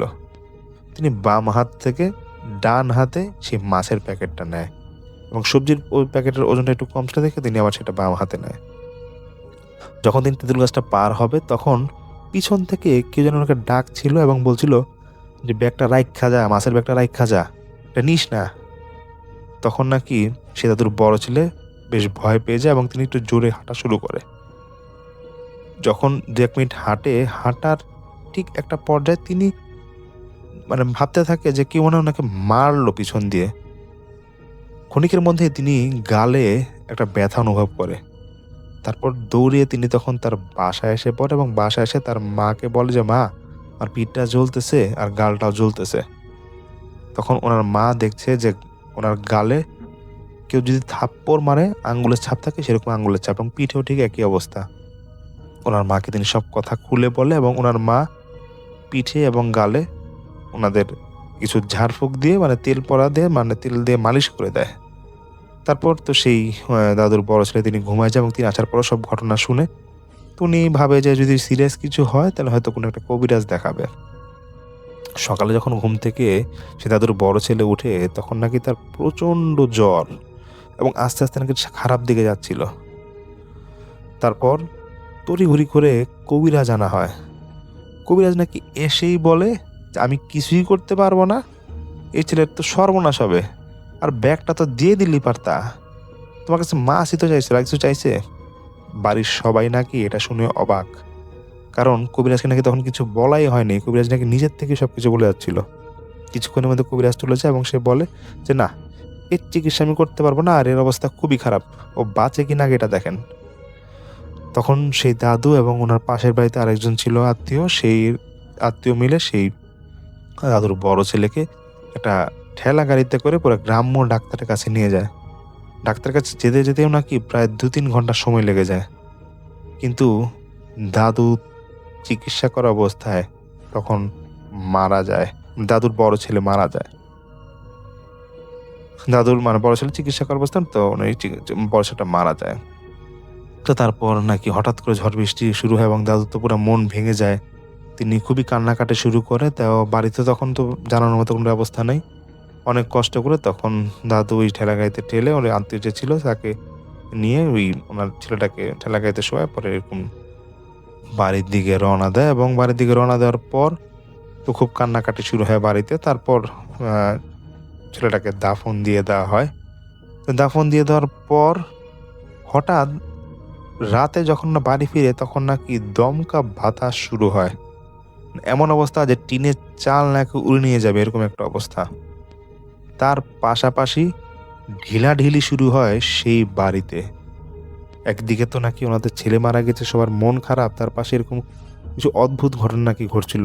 প্রচণ্ড ঢিলাঢিলি হচ্ছে চালের উপর। কিন্তু শুধু ওনাদের বাড়ির এখানটাতেই নাকি প্রচণ্ড বাতাস হচ্ছিল এবং ঢিলাঢিলি হচ্ছিল, কিন্তু এর বাইরে নাকি কিছুই ঘটে নাই। এরপর কোনো রকম সেই রাতটা তারা পার করার পরের দিন আরেকটা সমস্যা ঘটে। সমস্যাটা ঘটে যে ওনাদের যে বাড়িতে আরেকটা মেয়ে ছিল, মানে ওনাদের যে আরেকটা মেয়ে, মানে দাদুর যে আরেকটা মেয়ে ছিল, সেই মেয়েটার নাকি শরীর খারাপ হতে থাকে এবং খারাপ হওয়ার একটা পর্যায়ে দাদু দেখছে যে ওনার ছেলের মতোই সিমটম, হঠাৎ করে জ্বর। তো তখন ওনারা এরকম জিন ভূত প্রেত এগুলো বিশ্বাস করতো। তখন আবার আরেকটা কবিরাজকে আনা হয়। কবিরাজ এবার এসে বলে যে দেখেন, আপনার ছেলেটাকে তো খাইছে, মেয়েটারও কিন্তু খাবে, আর এখানে 3টা জিন আছে, এগুলা যদি শেষ করতে না পারেন তাহলে কোনো লাভ হবে না। তখন দাদু ভয় পেয়ে যায় প্রচণ্ড এবং তিনি কবিরাজের কথা অনুযায়ী কিছু রিচুয়াল নাকি করেন এবং কবিরাজও তো কিছু ঝাড়ফুঁক বা যা দেওয়ার দিয়ে যায়। কিন্তু 4 দিন না 5 দিনের মাথায় মেয়েটাও মারা যায়। সেই দাদু এবং ওনার স্ত্রী পুরো একা হয়ে যায় এবং তারপর থেকে নাকি ওনারা নাকি বেশ পাগল প্রায় অবস্থা হয়ে যায়। তো সেই দাদুরই বন্ধু ছিল এই শুভ ভাইয়ের দাদু, তিনি এই ঘটনাটা নিজের চোখে শুনে, সেই দাদু শুভ ভাইয়ের দাদু নিজের চোখে দেখেছেন যে ওনার বন্ধুর ফ্যামিলিতে আসলে কী হয়েছিল। তো এই পাগল হওয়ার পিছনেও নাকি অনেক কারণ ছিল, নাকি জিনদের নাকি কারণ ছিল। পরবর্তীতে ওনারা জানতে পারে যে আসলে কোনো একটা খারাপ জিন হয়তো কিছু একটা চেয়েছিল এবং সেটা ওই দাদুর বড় ছেলের কাছে চেয়েছিল এবং না পাওয়ার কারণেই আসলে এত বড় ক্ষতি একটা সেই পরিবারের সাথে ঘটে যায়। আমি চলে যাচ্ছি ইসমাম আলীর কাহিনীতে। ইসমাম আলী তখন তরুণ ছিলেন এবং তিনি তখন সরকারি একটা চাকরিতে ছিলেন। তো যাই হোক, এর মাঝে তার বিয়ে ঠিক হয় এবং বিয়ে ঠিক হওয়ার মধ্যে ইসমাম আলী ঠিক করেন তিনি বিয়ে করার আগে কিছুদিন ঘুরে আসবেন। তার খুব একা একা থাকার শখ ছিল, অ্যাডভেঞ্চার প্রিয় মানুষ ছিলেন এবং তিনি কাইন্ড অফ এক্সেন্ট্রিক ছিলেন। মানে তিনি একটু একা একা বসে থাকতে, একা একা ঘোরাঘুরি করতে, কোথাও বসে একা ভাবতে, কিছু লেখালেখি করতে খুব পছন্দ করতেন। তো যাই হোক, তিনি এরকম মন মানসিকতা থাকায় তিনি ভাবেন যে 2 দিন পর তো একেবারেই মানে আটকা পড়ে যাব, তখন তো আসলে আমি নিজের মতো ঘুরতে পারবো না। তো তিনি চিন্তা করেন যে আমি এর মাঝে একটা কাজ করি, আমি একটু ঘুরে আসি। তো তিনি খোঁজ খবর নিয়ে দেখেন যে কোনো একটা অঞ্চলে, আমাদের এই দেশেই কোনো একটি অঞ্চলে অনেকটি স্টেট আছে এবং বেশ সুন্দর এবং তার আশেপাশেই একটি সরকারি ডাকবাংলো আছে। তিনি চিন্তা করেন যে আমি ডাকবাংলোয় চলে যাই এবং সেখানে গিয়ে উঠলে আসলে আমি কিছু সময় পাবো। তো যাই হোক, তিনি যখন খোঁজ খবর নেন যে সেখানে তিনি যাবেন, তার পরিচিত এক বড় ভাই, মানে এক কলিগ, সিনিয়র, তিনি তাকে খবর দেন। তিনি সেখানে ছিলেন এক সময়। তিনি বলেন যে ভাই ইসমাম, তুমি যে ওখানে যাচ্ছ, আসলে তোমার কাছে তো আসলে বেশ ভয় লাগবে। ইসমাম বলে, কেন ভয় লাগবে বলেন তো? বলে যে আমি ওখানে গিয়েছিলাম, আমি আসলে তোমাদের ভাবিকে নিয়ে গিয়েছিলাম, কিন্তু আসলে আমি এতটাই ভয় পেয়েছিলাম যে আমি সন্ধ্যার পরে দরজা খুলে বেরোতে পারিনি সেখান থেকে। খুব শখ ছিল এবং মানে এতটাই ভয় লাগতো যে দিনের বেলা আমি বেরোতাম না। দিনের বেলাও একটুই যে ডাকবাংলোর আশেপাশে হাঁটাহাঁটি করা, এছাড়া বেরোতাম না। আর টি স্টেট গুলো তো আসলে আলাদা, সেখানকার ম্যানেজারের সাথে পরিচয় হয়েছিল, তিনিও বলেছিলেন ঘুরতে। খুব একটা যে সাহস হয়েছে তা না, এই টুকিটাকে ঘোরাঘুরি করে চলে আসছি। বাট ডাক বাংলোতে ঢুকলেই রাতে আমি দরজা বন্ধ করে দিতাম আসলে। তো বলে কেন? বলে ওই যে ওখানকার কেয়ারটেকার বলেছে যে সেখানে আসলে বেশ ভয়ের ব্যাপার স্যাপার আছে, তুমি ওইখানে যেতে চাচ্ছ কেন?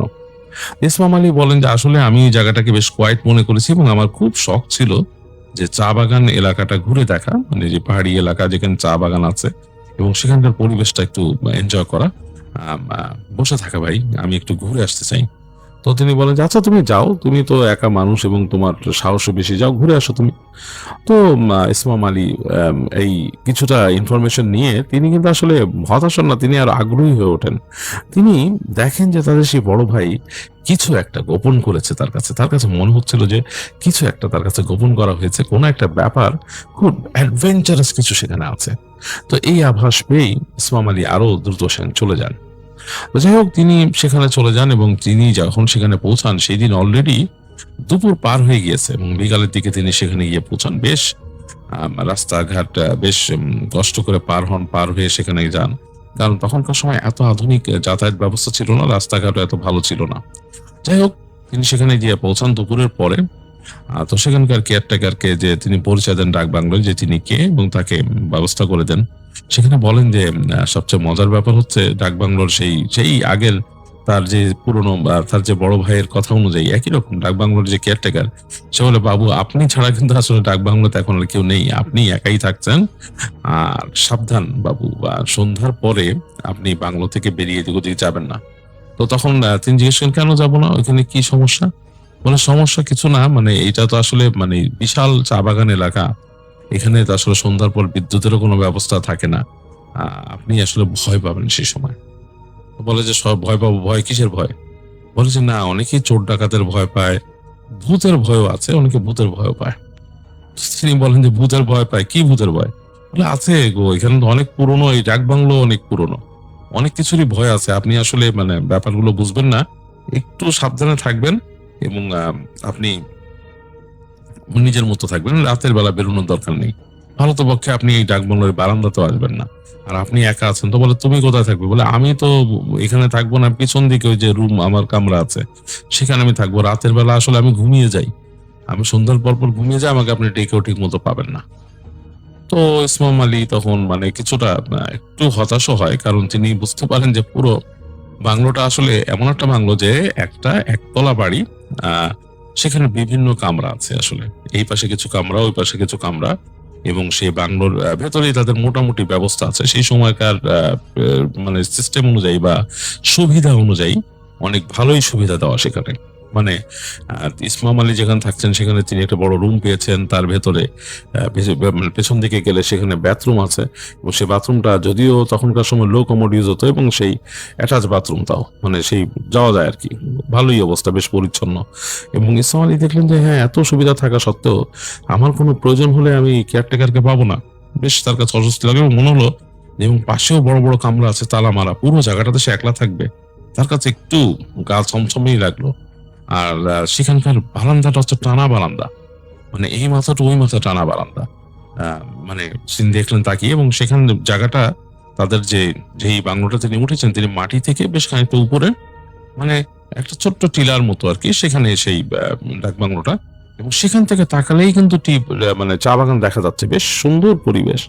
তো তারপর একটু কাজ ছমছম করলো, তো তিনি কেয়ারটেকারকে বললো আচ্ছা আপনি কয়টার দিকে যান? বলে যে আমি সন্ধ্যা হলেই মাগরিবের পরেই চলে যাই, আপনার যা যা দরকার সব নিয়ে নেবেন, আর সন্ধ্যার পরে আপনি যেহেতু একা আছেন, আমার মনে হয় না যে আপনার এই বারান্দায় আসাও ঠিক, আপনি ঘরের মধ্যে থাকবেন। বলে যে আপনার কামরা কোথায়? আমার কামরা পেছন দিকে। তো ইসমাম আলী একটা কাজ করেন, তিনি ওই কেয়ারটেকারের সাথে যান, যে ওই কেয়ারটেকারের কামরাটা তিনি চিনে আসেন যে কোনটা তার কামরা। যাই হোক, এগুলো করতে করতে কিন্তু বিকেল হয়ে যায়। তিনি ওই কেয়ারটেকারের সাথে কথা বলে হালকা হালকা খাবার দাবার যা আছে, শুকনো খাবার সেই সময়কার, মুড়ি এবং আরো টুকিটাকি গুড় ইত্যাদি ইত্যাদি ঘরের মধ্যে রাখেন, রেখে তিনি বিদায় নিয়ে নেন। কেয়ারটেকারও চলে যায়। কেয়ারটেকার বলে যে এখানে কিন্তু বিদ্যুৎ থাকে না, সন্ধ্যার পরে একদমই থাকে না, তো আপনি বিদ্যুতের এই যে এটা শুধু এই চা বাগানগুলো না হলে আর এই সরকারি স্থাপনা না হলে বিদ্যুৎ এখানে পেতেনই না আপনি। তো যাই হোক, তাকে সেরকম ভাবে হ্যারিকেন এবং অন্যান্য সাপ্লাই দিয়ে চলে যায়। আর আবার বলে যে মনে রাখবেন কিন্তু স্যার, আপনি সন্ধ্যার পরে কিন্তু বেরোবেন না, চা বাগান দেখার নামও করবেন না। তো যাই হোক, ইত্যাদি বলে চলে যায়। তো বেশ ক্লান্ত ছিল ইসমাম আলী, তিনি চলে যাওয়ার পরে বসে থাকেন, ঝিমান, তিনি শুয়ে থাকেন। এর মাঝেই তিনি দেখেন সন্ধ্যা হয়ে গেছে, কখন তার চোখ লেগে এসেছিল তখন সন্ধ্যা হয়ে গেছে, এবং তিনি যথারীতি দেখছেন যে তার রুমে কোনো বাতি নেই, বাতি জ্বলছে না। তার রুমের দরজাটা হাট করে খোলা, এবং তখন সময়টা ছিল প্রায় অক্টোবর শেষে নভেম্বরের মতো পড়তেছে, এরকম একটা সময়, অক্টোবরের শেষের দিকে।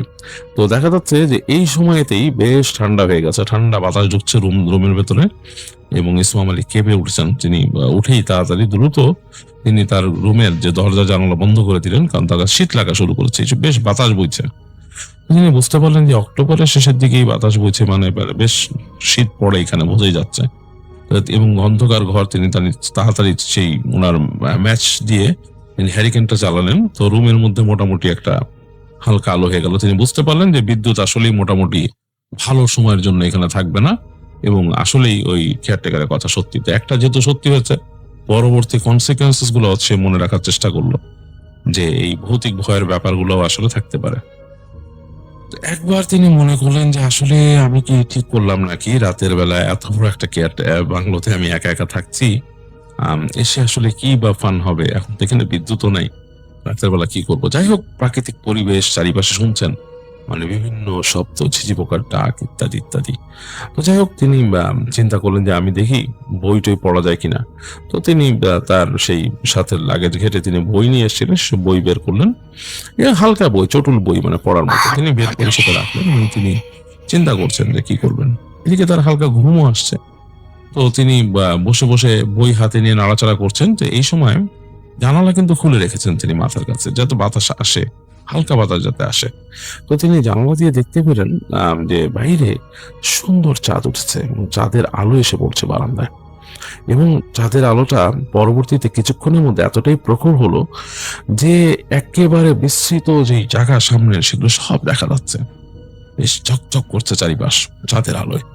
মনে হচ্ছে যে উঁচু উঁচু টিলা, যে মানে চা বাগানের যে উঠে গেছে একটা এলিভেশন দিয়ে, মানে অসাধারণ লাগছে। তিনি চিন্তা করলেন যে এরকম পরিবেশে তো আসলে ভেতরে বসে থাকার মতো অবস্থা না। তিনি বেরোলেন, সুন্দর করে গায়ের মধ্যে আরেকটা মোটা সোয়েটার নিলেন, যেটাতে মানে হালকা ঠান্ডা যে পড়েছে সেটা তার লাগবে না। উঠে তিনি আস্তে করে দরজাটা খুলে বেরিয়ে আসলেন বাইরে বারান্দায়। বারান্দায় এসে তার কিন্তু আসলে ভয়ের কোনো ফিল হলো না। তিনি তাকিয়ে দেখলেন পুরো বারান্দাটা চাঁদের আলো আলোকিত হয়ে আছে, ডান থেকে বাম পর্যন্ত, বেশ দূর পর্যন্ত বারান্দা পুরো স্পষ্ট দেখা যাচ্ছে, যে বারান্দার মধ্যে মানে চাঁদের আলো পড়েছে সামনে দিয়ে। এবং তার রুমের ছাদ কিন্তু টিনের, বারান্দার মধ্যে আবার কোনো ভেতরে কোনো সিলিং নেই বারান্দাতে, রুমের ভেতর সিলিং দাও, বারান্দা কোনো সিলিং দাও, সরাসরি টিন। এবং তার মনে হচ্ছে যে ওয়াও, এখানে তো আসলে বৃষ্টির সময় তো সেরকম লাগার কথা। যাই হোক, এরকম ভাবছেন তিনি। তো এগুলো ভাবতে ভাবতে তিনি একটা সিগারেট ধরালেন, তিনি ধূমপান করতেন। তো তিনি তাকিয়ে দেখছেন যে মানে বেশ লাগছে তার কাছে চাঁদের আলো, মানে তখন মনে হচ্ছে যে হ্যাঁ, আসলে এই আশাটা সার্থক হয়েছে। হচ্ছে সেখানে কেইন সেট ছিল, তিনি কেইন সেটের একটা চেয়ারে তিনি বসলেন, বসে তিনি চিন্তা করছেন যে কেমন মানে পরিবেশ, এবং তাকিয়ে দেখছেন। হঠাৎ করে তার মনে হলো যে বারান্দার যে আরেকটা মাথা, সেখানে কোন একটা অবয়ব তিনি দেখতে পেলেন। অবয়বটা মনে হলো মানুষের অবয়ব। তো তিনি আসলে ভালো মতো খেয়াল করার চেষ্টা করলেন যে বারান্দার শেষ মাথায় অবয়ব কোথায়। তিনি দেখলেন যে না, মনে হলো যে বারান্দাতে ছোট্ট একটা প্যারাফিট দেয়াল আছে, সেটা হচ্ছে 2 থেকে 2.5 ফিট উচ্চতা হবে। মনে হলো সেই প্যারাফিট দেয়ালের পাশ থেকে কেউ নেমে গেল, কাঠটা দেখা গেল, এবং সেই কাঠটা একটা সাদা শাড়ি পরা কাঠ।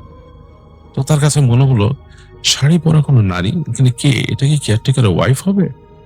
যে হয়তো মানে কে উঠেছে তিনি হয়তো জানতেন না, বা বুঝতে পারেনি, তিনি হয়তো চেক আউট করতে এসেছেন যে কে। এবং যেহেতু বারান্দায় বেরোনো নিষেধ বলেছেন, যে নিষেধ মানে বলে গেছেন না, কেয়ারটেকার বলেছেন আপনি বেরোবেন না রাতে, তো হয়তো সেই রকম শব্দ পেয়ে কি কেউ তিনি এরকম চিন্তা করেছেন নাকি। এগুলো ভাবতে ভাবতে তিনি একবার ভাবলেন যে আমি যাই বারান্দার ওই মাথায়। তার মাথায় কিন্তু কোনো ভৌতিক চিন্তা তখন আসছে না। তিনি আস্তে আস্তে হাঁটা ধরলেন, হেঁটে হেঁটে তিনি বারান্দার ওই মাথায় চলে গেলেন একসময়। তো বারান্দার ওই মাথায় যখন পৌঁছেছেন তিনি, এর মধ্যে কিন্তু তিনি বুঝতে পারছেন যে বাতাসটা বাড়ছে এবং চাঁদের আলো আরো প্রখর হচ্ছে, মানে বেশ উজ্জ্বল হয়ে গেছে চারিপাশ। তো তিনি তাকিয়ে দেখছেন এই চাঁদের আলোতে এদিক ওদিক কিছুই দেখতে পাচ্ছেন না, শুধু সেই বাতাসে গাছপালা উঠছে এবং দূরে চা বাগানের যে পাতাগুলো তিত্তির করে কাঁপছে এবং একটা শব্দ তৈরি হচ্ছে, পাতা যখন বয়ে যাচ্ছে একটা শব্দ মানে একটা তিনি পাচ্ছেন। তো তার কাছে একটু মানে অন্যরকম অপার্থিব মনে হচ্ছে। তো তাকালেন আশেপাশে কোথাও কোনো মানুষের জনচিহ্ন নেই, শুধু রাতের নিস্তব্ধতা, রাতের শব্দ। তিনি চিন্তা করলেন, আমি কি দেখলাম, এটা কি আমার চোখের ভুল ছিল? তিনি ঘুরে যখন নাকি ফিরছেন এই পাশে চলে আসবেন, এই সময় তিনি ক্ষণক্ষণে নারী কণ্ঠে একটা গান শুনলেন। গানটা ক্ষণক্ষণে নারী কণ্ঠে কেউ গুনগুন করে কিছু গাইছে। তিনি ফট করে ফিরে তাকালেন, দেখলেন কেউ নেই, এই গানের শব্দও থেমে গেছে। মানে তার কাছে বেশ অবাক মনে হলো। তো তিনি কিছুক্ষণ এদিক ওদিক তাকিয়ে আবার যখন ফিরে আসতে চাইলেন, তখন একটা হাসির শব্দ শুনলেন সেই ক্ষণক্ষণে গলায়, এবং মনে হলো তার সেই বারান্দার এক পাশ থেকে হেঁটে সে যেদিকে যাচ্ছিল ওই দিকে চলে গেল বারান্দার বাইরে দিয়ে। হাসি শব্দটা তার কাছে মনে হলো কি আমার সাথে কেউ দুষ্টমি করছে কি। এগুলো ভাবতে ভাবতে ইসমাম সাহেব হেঁটে চলে আসলেন বারান্দার এই সাইডে। আর হাসি শব্দ শুনছেন না। তো তিনি একটু পরে খেয়াল করলেন যে তাদের যেই ডাক বাংলার সামনে দিয়ে যে রাস্তাটা চলে গেছে তার থেকে বেশ দূরে একটা গাছ ছিল, বেশ ঝাঁকড়া একটা গাছ, এবং সেই ঝাঁকড়া একটা গাছ সেটার চাঁদের আলোতে সেই গাছের ফাঁক ফোকর দিয়ে নিচে আলো এসে পড়ছে জ্যোৎস্নার, এত স্পষ্ট জ্যোৎস্না, এবং তার পাশে গাছের পাশের অঞ্চলটাও দেখা যাচ্ছে। তো তিনি এর মাঝে দেখলেন ঠিক গাছের গোড়ায় মনে হলো সাদা শাড়ি পরা কেউ দাঁড়িয়ে আছে। বেশ তার কাছে মনে হলো যে আসলেই একটা অবাক করা কাণ্ড, রাতের বেলা এত রাতের মধ্যে কে দাঁড়িয়ে আছে এখানে, বেশ আশ্চর্য, এবং এখানে এরকম থাকে শুনশান, আমি তো কোনো মানুষকে দেখছি না। তিনি একবার ভাবলেন আসলে কি কোনো আশেপাশের বাড়ি আছে বা কিছু যেখান থেকে মানুষ এসছে, আবার চা বাগানের কোয়ার্টারও তো কেউ থাকতে পারে। তিনি একবার ভাবলেন যে তিনি তখন তরুণ, তিনি তার মাথা অনেক কিউরিয়াসিটি, তিনি ভাবছেন যে আমি একটু হেঁটে যাই সামনে, যে দেখি কেউ হলে কথা বলার চেষ্টা করি, তিনি এরকম ভাবছেন। ভেবে তিনি নেমে গেলেন ইসমাম আলী তার বাসার যে সেই বাংলার সামনে সেইটা দিয়ে নিচে নামলেন, একটু নেমেই হাঁটা ধরলেন সেই রাস্তা ধরে। তিনি দেখছেন সেই নারী মূর্তিটাও তার কাছে স্পষ্ট হচ্ছে, মানে আর একটু বড় হচ্ছে, তো কাছেই আসছেন তিনি। আর তিনি খেয়াল করছেন যে একটা নারী মূর্তি, স্বাভাবিক মনে হচ্ছে একটা শাড়ি পরা নারী মূর্তি, এবং মনে হচ্ছে হাঁটছে, মানে সামনে পিছনে যাচ্ছে, হাঁটছে, হাঁটাহাঁটি করছে। তো তিনি বেশ আগ্রহ ফিল করলেন, কিন্তু মূর্তিটা কিন্তু সম্পূর্ণ আলোতে বেরোচ্ছে না। সে আসছে যেখানে সে মানে তার ওই যে গাছের দিকে চলে যাচ্ছে, মানে মূল গাছ ঝাঁকড়া গাছটার যে গাছের কেন্দ্রের দিকে যাচ্ছে, আবার বেরিয়ে আসছে কিছুটা। তো তিনি মানে দেখলেন যে অন্ধকারের দিকে চলাফেরা করছে, এবং তার কাছে মনে হলো যে হয়তো অনেক চুল মাথায়, কারণ ওই জায়গাটা অন্ধকার, দেখা যাচ্ছে না ঠিক মতো। তো তিনি হাঁটতে হাঁটতে একসময় বেশ কাছে চলে এলেন, মানে তার দূরত্ব হবে হয়তো 100 ফিট, এতটুকু দূর হবে, এত 100 ফিট গেলেই হয়তো মানে 30 মিটারের মতো আর কি, কাছাকাছি চলে এলেন। এবং তখন তিনি কানে শুনতে পেলেন খনখনা গলায়, সেই খনখনা গলায়, মানে গলাটা স্পষ্ট না, খনখনা গলায় গান গাইছে কোনো নারী মূর্তি। তিনি আরো ভাবলেন যে এটা কে গান গাইছে, এবং তার কাছে বেশ আগ্রহ লাগলো। গানটার কথাবার্তা তিনি মানে খুব একটা যে বুঝতে পারছেন তা না, তার কাছে মনে হচ্ছে অস্পষ্ট কোনো কথা, মানে তিনি মানে এটাকে তিনি ডিকোড করতে পারছেন না, কথাগুলো বাংলা কথা তার কানে আসছে। যাই হোক, তিনি আরেকটু হেঁটে সামনে যান। এইবার তার একটা খটকাটা লাগে এইটা যে তিনি যখন গিয়েছেন, কাছাকাছি চলে এসছেন প্রায়, তিনি ডাক দেবেন, এমনটা সময় তিনি দেখছেন যে মনে হচ্ছে যে মানে যে মহিলাটা সেটা ঘাড়ের উপর থেকে দেখা যাচ্ছে না, মানে মনে হচ্ছে ওই জায়গাটা অন্ধকার, মেয়েটা চলে গেছে, সেই নারী মূর্তিটা চলে গেছে গাছের কাছাকাছি, মানে যেই জায়গাটা অন্ধকার, চাঁদের আলো পৌঁছচ্ছে না। তিনি মানে প্রচন্ড তীব্র যোচনায় দেখছেন নিচের অংশটা, যে সাদা শাড়ি পরা, এখান থেকে কিন্তু মনে হচ্ছে মানে পিঠের কাছ থেকে তিনি দেখতে পাচ্ছেন না, এরকম মনে হচ্ছে অন্ধকারে। তিনি আর একটু হেঁটে গেলেন কাছে, তার কাছে মনে হচ্ছে অন্ধকারের মধ্যে অভাবটা কোন মিলেমিশে আছে, শুধু নিচের শাড়ি পরা অংশটা দেখতে পাচ্ছেন। তো তিনি যখন সেখানে পৌঁছেছেন, তার সাথে দূরত্ব হবে বেশি হলে 15 ফুট বা 20 ফিট এরকম দূরে, বেশ অন্ধকার, তিনি কনকনা গলা ভালোই শুনতে পাচ্ছেন। তো তিনি এক সময় সেখান থেকে ডাক দিলেন, এই যে এরকম 2বার ডাকলেন। তো ডাকার পরে দেখলেন সেই নারী মূর্তির খনখনা গলার গান থেমে গেছে, এবং পেছন থেকে মানে পেছন ফিরেছিল, মনে হলো ঘুরে দাঁড়ালো, এবং সেই নারী মূর্তি তাকে সেই খনখনা বলল, কে? তো তিনি তখন উত্তর দিলেন, আমি ইসমাম আলী, আপনি কি এখানে থাকেন? তখন তিনি আবার সেই হাসির শব্দ, সেই যে খনখনে গলায় একটা হাসি, তিনি একটু অবাক হলেন যে ব্যাপারটা কি, তার কথায় হাসছে কেন। এবার তিনি দেখলেন নারী মূর্তিটা হেঁটে আসছে, তার দিকে কাছে আসছে। আর তিনি দেখতে পাচ্ছেন যে তিনি যতটুকু দেখেছিলেন কাঁধ পর্যন্ত বেরিয়ে এলো আলো, তো মনে হচ্ছে যে বাকি চেহারাটা অন্ধকার রয়ে গেছে। এবার হঠাৎ করে ইসমাম আলীর সারা শরীর বেয়ে ঠান্ডা স্রোত নেমে গেল, কারণ তিনি দেখলেন নারী মূর্তিটা সেই অন্ধকার থেকে চাঁদের আলোয় বেরিয়ে এলো এবং তার ঠিক গলার উপর থেকে কোনো মাথা নেই, শুধু একটা শরীর ধড় হেঁটে বেরিয়ে এসছে সে অন্ধকার থেকে, এবং ক্ষণক্ষণে গলার একটা হাসি তিনি শুনতে পাচ্ছেন। ইসমাম আলীর একদম পায়ের নখের থেকে মাথার চুল পর্যন্ত একটা বিদ্যুতের মতো স্রোত বয়ে গেল ঠান্ডায়, এবং তিনি কিছুই বুঝতে পারছেন না। তিনি দেখছেন যে একটা হালকা পাতলা নারীর গড়ন চলে এসছে হেঁটে, এবং খুব সুন্দর ছন্দ নিয়ে হেঁটে আসছে, কিন্তু তার ঠিক ঘাড়ের উপর থেকে মাথাটা নেই। ইসমাম আলী আসলে আর ভাবতে পারলেন না কিছু, তার আসলে আর ভাবার কিছু ছিল না। তিনি সেখান থেকে পড়ি মড়ি করে মানে উঠলে পাশটা দৌড় দিলেন তিনি। আর কিছুক্ষণ তিনি পেছনে শুনছেন হাসিটা ওর উচ্চ কণ্ঠে হচ্ছে, এবং তিনি ছেড়ে দৌড়ালেন, মানে তার আসলে কোনো খেয়াল নেই। তিনি হাঁচড়ে পাঁচড়ে দৌড়ে এসে কোনো মতে বারান্দায় পড়ে কিভাবে যে দরজায় বাড়ি দিয়ে তিনি ভিতরে ঢুকেছেন তাও বলতে পারবেন না। তিনি দরজাটা লাগিয়ে দিলেন, দরজাটা লাগিয়ে তিনি এক লাফে বিছানায় উঠলেন, উঠে টেনে বিছানার চাদর টাদর যা ছিল গায়ের উপর টেনে নিলেন এবং ভয়ে থরথর করে কাঁপতে থাকলেন। তার আর কোনো মানে সেন্সই নেই, তিনি থরথর করে কাঁপছেন, তার আর কিছু মনেও পড়ছে না। তিনি এমনকি হিত জ্ঞান এমনভাবে হারিয়েছেন যে তিনি কথাও বলতে পারছেন না, তিনি যে দোয়া পড়বেন সেটাও ভাবতে পারছেন না। কতক্ষণ সময় গেছে তিনি বলতে পারবেন না। এক সময় তার মনে হলো যে তার আসলে সেন্স নাই, তিনি তার জ্ঞান হারিয়ে ফেলেছেন, শরীর অসাড় হয়ে গেছেন, ঠান্ডা বেড়ে গেছে, আলো নাই রুমের মধ্যে, হ্যারিকেনের যে আলো। এর মাঝে তিনি শুনলেন তার ঠিক দরজার সামনে সেই যে জানলা খোলা ছিল সেখানে দাঁড়িয়ে সেই ক্ষণক্ষণে গলায় বলছে, এই যে কি ব্যাপার।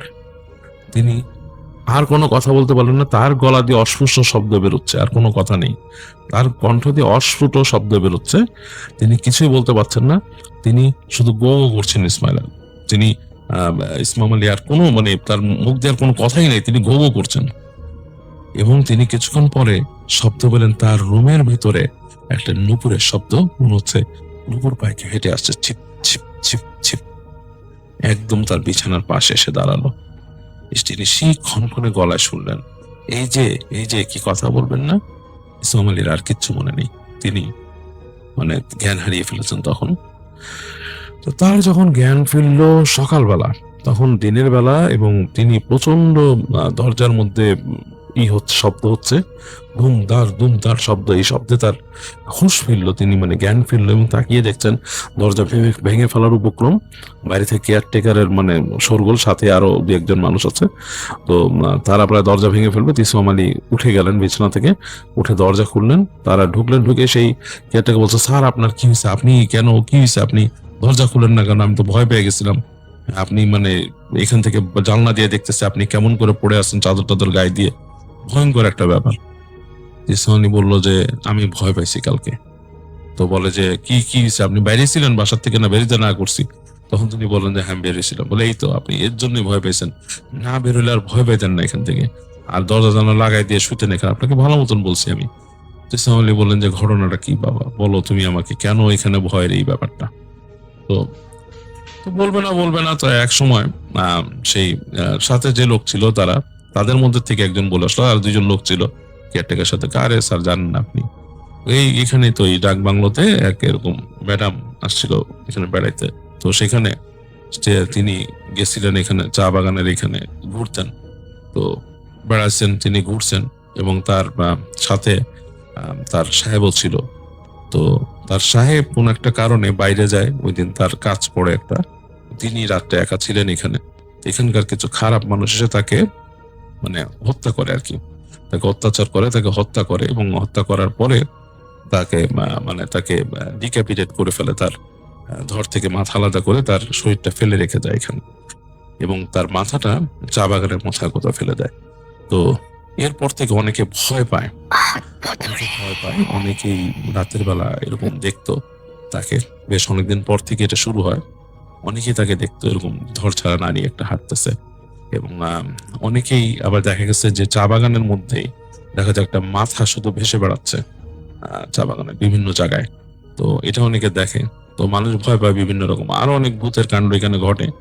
তো ইসমাম আলী ভয় পেয়ে যায়। ইসমাম আলী বলে যে আপনারা কি কখনো চেষ্টা করেন এই জিনিসটাকে সুরাহা করতে, ঝাড়াইতে? এসে বলে আসলে ডাক বাংলোতে এসে এরকম কি করতেও চায় না, আমাদের আশেপাশে সেরকম কোনো আলেম কেউ পাওয়া যায়নি, আমরা মানে খুঁজে দেখি নাই, আসলে চেষ্টাই করা হয়নি, আসলে জিনিসটা এরকম রয়েছে। যারা আসে রাতের বেলা দেখা যায় চুপচাপ থাকে, অনেকেই আছে যে চুপচাপ থেকে যায়, অনেকে বিভিন্ন রকমের শব্দ শুনে অনেকে দেখে, অনেকে এরকমই করে। তা আমরা মানা করে দিই বেরোইতে। তা আপনি তো বেরোইছেন, বের হয়ে এরকম দেখছেন। ইসমাম আলী প্রচন্ড ভয় পায়। তিনি বলেন যে আমি এখানে আর থাকতেছি না। তো তিনি ওই দিনই গোছায় ওখান থেকে বেরোয় যান, এবং তিনি খুঁজে সেখানকার চা বাগানের এই চা বাগানের এই সাইডে না, আরো অন্য দূরে আর কি একটা টি স্টেট ছিল, সেখানকার সেই ম্যানেজারের সাথে তার মানে পরিচয় ছিল, টুকিটাকি কথাবার্তা বলে সেখানে যে ওঠেন। এবং সেখানে যে উঠে তিনি ওই দিন রাতেও আসলে ভয় তার মনে তাড়া করেই ফেলে, তিনি বিভিন্ন সময় ভয় পেতে থাকেন চুপচাপ। তো টি স্টেটের যে ম্যানেজার ছিলেন তিনি তার সাথে মানুষ রেখেছিলেন সেখানে, তাদের থাকার যে জায়গাটাতে সেখানে মানুষ ছিল। তারা সেখানে যিনি ছিলেন তিনি বলেন যে আসলে ইসমাম ভাই, আপনি মনে হয় মানসিক ভাবে একটু মানে ভেঙে পড়ছেন। আপনার মনে হয় আসলে এখানে এই টাইমটাতে এখন ভ্যাকেশন আর নেওয়া উচিত না, আপনি চলে যান, কালকেই চলে যান, পরে এক সময় আসবেন, সুন্দর করে বেরিয়ে যাবেন, আমাদের এখানেই আসবেন, অধিকার যাওয়ার দরকার নেই। তো যাই হোক, ইসমাম আলী সাহেব চলে গিয়েছিলেন, তখন পরদিনই শহরে ব্যাক করে ঢাকায় চলে গিয়েছিলেন। তো তার জীবনে নাকি এটা একটা দুঃসহ স্মৃতি, এবং এত ভয় পেতেন তিনি বলার মতো না। তিনি ইনফ্যাক্ট পরবর্তী বিয়ে করার পর নাকি তার স্ত্রীকে দেখেও রাতে ভয় পেয়েছেন অনেক সময়। তো এটা ছিল কাহিনী। আসসালামু আলাইকুম রাসেল ভাই, আশা করছি আপনি ভালো আছেন। রাসেল ভাই, আমি জানি আপনি সব সময় ভালো দলেই আছেন। তো রাসেল ভাই, আমি শাকিল আহমেদ, লালমনিরহাট জেলা থেকে আপনাকে ঘটনা শেয়ার করছি। আর আজকে আমি যে ঘটনাটি আপনার কাছে শেয়ার করছি, এই ঘটনাটি আমার জীবনের সবথেকে ভয়ানক একটা অভিজ্ঞতা ছিল। তো রাসেল ভাই, আমি যার কাছ থেকে এই ঘটনাটি শুনেছি তার নাম হচ্ছে মতিউর রহমান। আর উনি আমাদের যে উপজেলা আছে, সেই উপজেলার যে হাসপাতাল আছে, সেই হাসপাতালের মর্গে বহুদিন থেকে ডোমের কাজ করে আসতেছিলেন। যাই হোক, এখনও আছেন কি না আমি জানি না, বাট অনেক দিন পর ঘটনাটা মনে হচ্ছে আপনার সঙ্গে শেয়ার করা উচিত, তাই শেয়ার করছি। রাসেল ভাই, আমি তার কাছ থেকে যেভাবে শুনেছিলাম ঠিক সেভাবেই আপনার সামনে উপস্থাপন করার চেষ্টা করছি। যেই মতিউর রহমানের কথা আমি বলছি, উনি ওনার জীবনে প্রায় 150 থেকে 300 লাশের মতো উনি কাটাছেঁড়া করেছেন। উনি ওনার জীবনে অসংখ্য লাশ দেখেছেন, দুর্ঘটনা, নদী থেকে উদ্ধার হওয়া, অজ্ঞাত মরদেহ, বৃদ্ধ, শিশু এবং অ্যাক্সিডেন্ট, বিষ খাওয়া, ফাঁসি দেওয়া সহ এমন কোনো ধরনের অপরাধের লাশ তিনি মানে নেই যে যেই লাশটা তিনি কাটেননি, বা যেই লাশটা তিনি মানে লাশটার সঙ্গে তিনি জড়িত ছিলেন। যাই হোক, ওনার জীবনের শুরুটা হয়েছিল ওনার বাবার হাত থেকে, কারণ ওনার বাবা ছিলেন একজন পেশাগত ডোম। এরপরে তিনি এই বিষয়টা মানে এই কাজে নিযুক্ত হন। প্রথম দিকে ওনার খুব বেশি ভয় লাগতো, এবং পরবর্তী সময় ওনার আসলে জিনিসটা নাকি অভ্যাস হয়ে যায়, এখন ওনার ভয় লাগে না। আমি ওনার সঙ্গে পার্সোনালি অনেক কথা বলছি, কিন্তু উনি আমাকে যেটা জানিয়েছেন যে ওনার একটুও ভয় লাগে না, ওনার এটা অভ্যাস হয়ে গেছে। কিন্তু এই এত কিছুর মধ্যেও ওনার এক রাতের ঘটনা এখনও ওনার জীবনে নাকি নালা দিয়ে ওঠে। তো সেই ঘটনাটাই আমার সঙ্গে শেয়ার করেছে। তো রাসেল ভাই, সেই দিনের যে ঘটনাটা ছিল সেটা হচ্ছে একটা বর্ষাকালের ঘটনা, এবং সেদিন প্রবল বৃষ্টি হচ্ছিল। এত জোরে বৃষ্টি হচ্ছিল যেন মনে হচ্ছে ঘরের টিনের ছাদ ফুটো করে পানি ভিতরে পড়বে।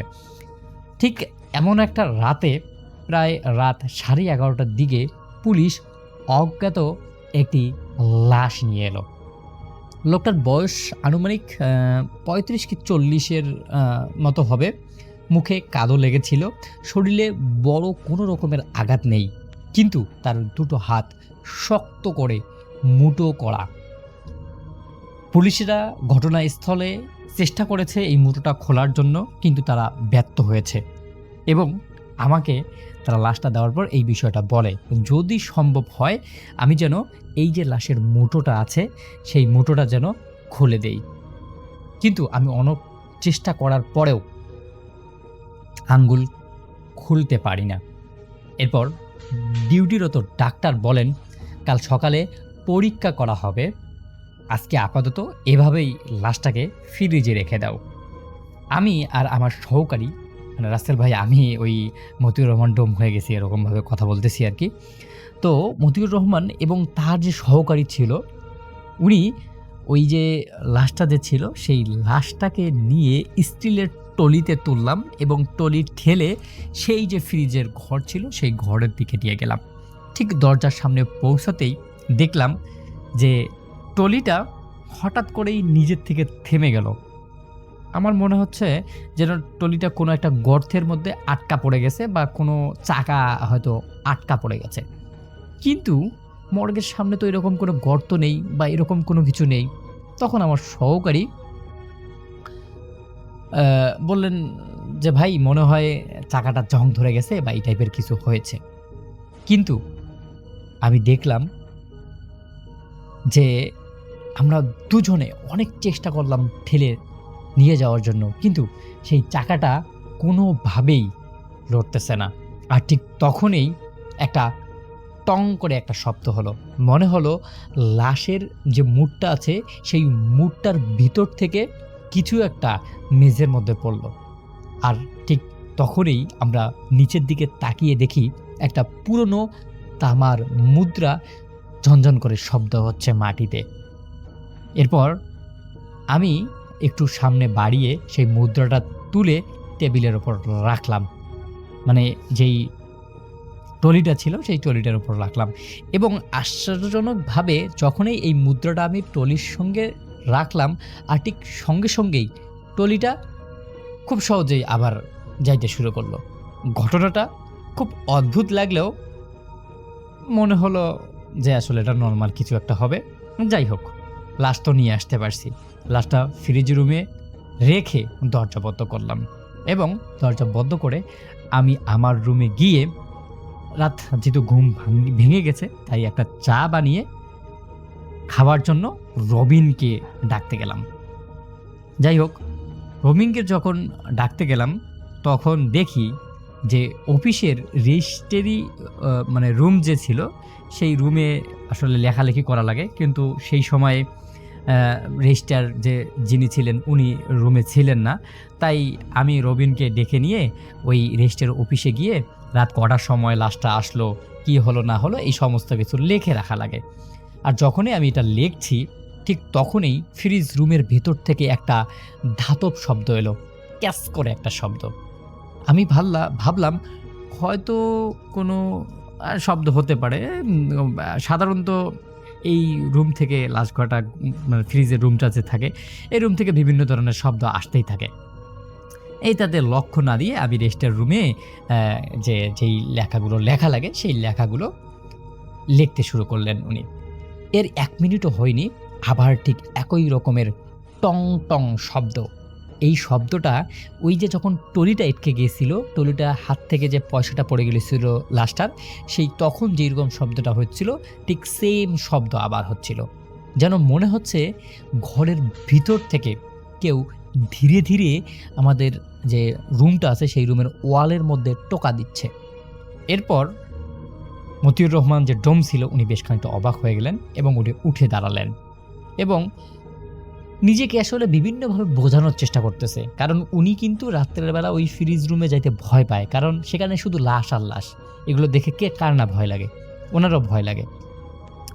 কারণ উনি জানেন যে ফ্রিজ রুমে তো কারোর ঢোকার মতো কোনো রাস্তা নেই, হয়তো ফাঁক ফকর দিয়ে কোনো বিড়াল টিড়াল থাকবে, এরকম কিছু আর কি হবে।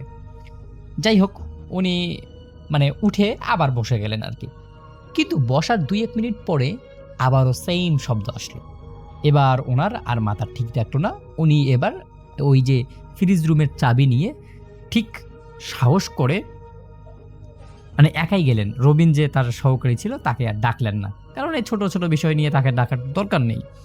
তো উনি সাহস করে দরজা খুললেন এবং দরজা খুলতেই ফ্রিজ রুমের ভেতর থেকে যেরকম একটা শীতল বাতাস আসে সেম বাতাসটা আসলো। তারপর আমার হাতে যে টর্চ লাইটটা ছিল ওই টর্চ লাইটটা দিয়ে উনি ভালোভাবে আনাচে কানাচে সব কিছু দেখলেন যে না, সব টলি ঠিক আগের মতোই আছে, কিন্তু বাম সাইডের একদম শেষের একটা টলি ফাঁকা।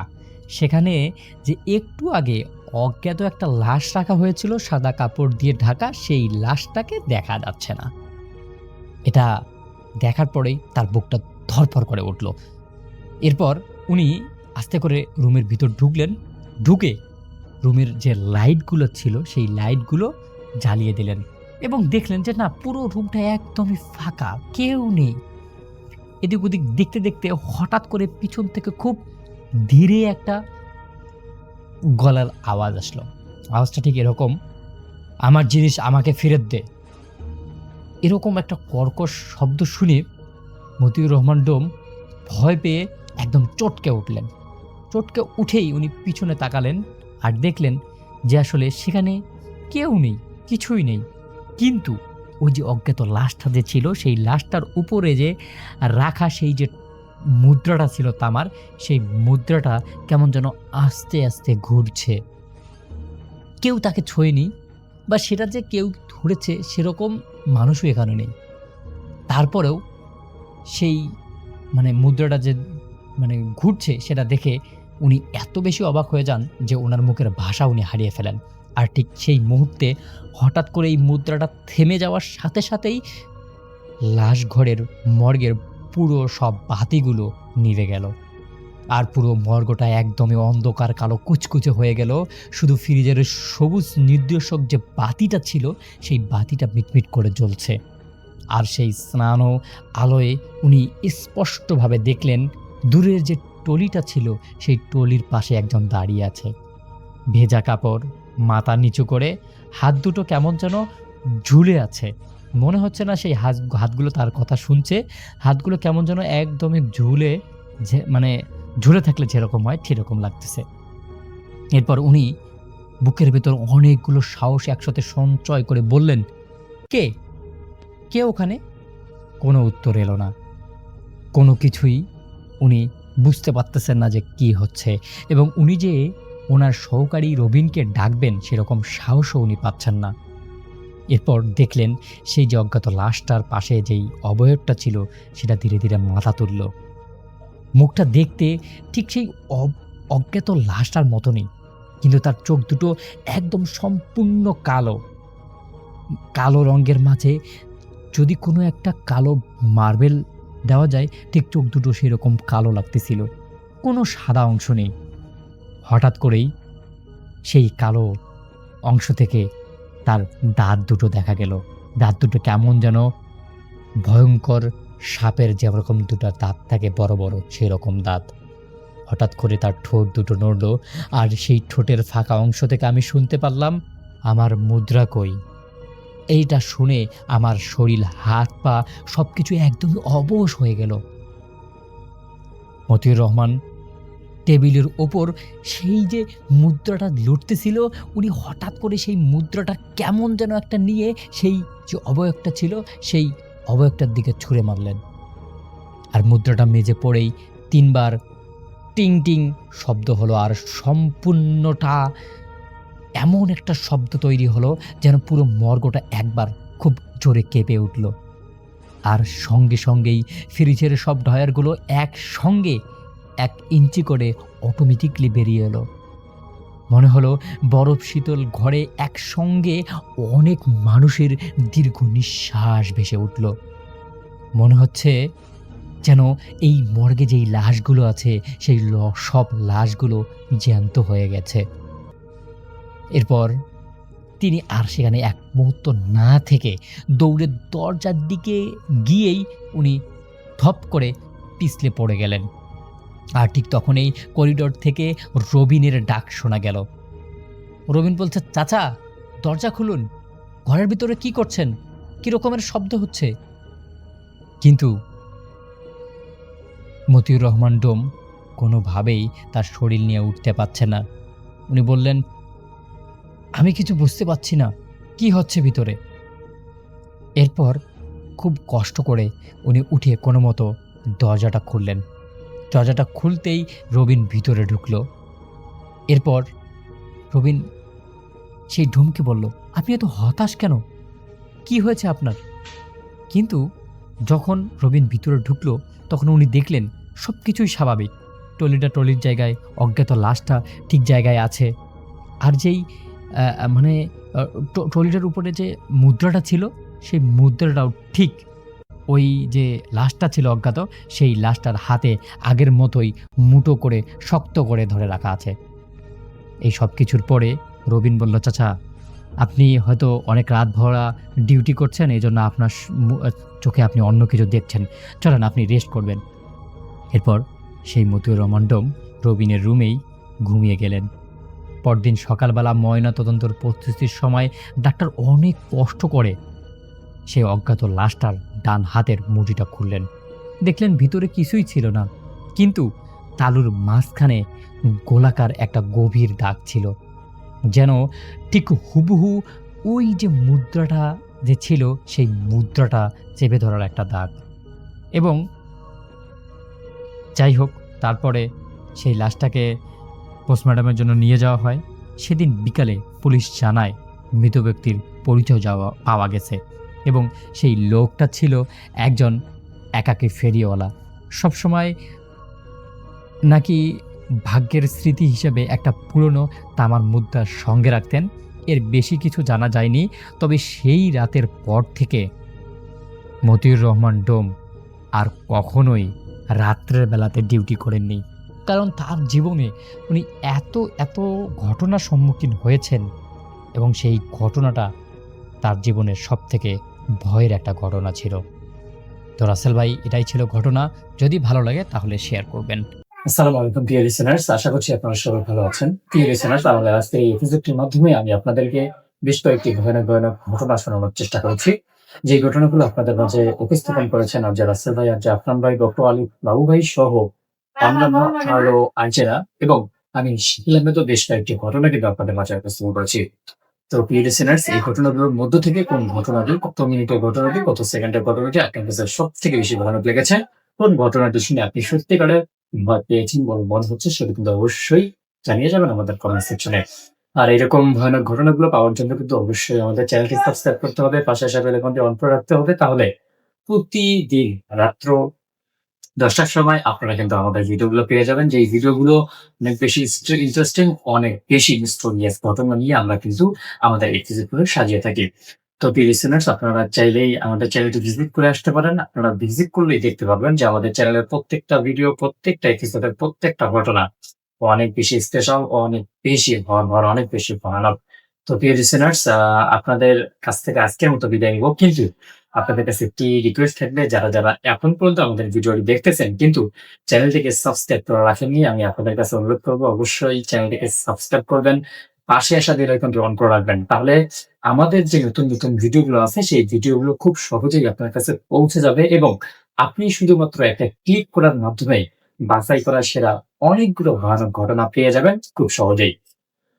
তো প্রিয় লিসেনার্স, আজকের মতো আপনাদের কাছ থেকে বিদায় নিচ্ছি, কিন্তু দেখা হচ্ছে আগামীকাল ঠিক রাত 10টার সময় আবারও আপনাদের সাথে অনেকগুলো ভয়ানক বাছাই করা সেরা ঘটনা নিয়ে। ততক্ষণ পর্যন্ত সবাই ভালো থাকবেন, সুস্থ থাকবেন। আপনাদের সবার মঙ্গল এবং সুস্বাস্থ্য কামনা করে আজকের মতো বিদায় নিচ্ছি। আল্লাহ হাফেজ।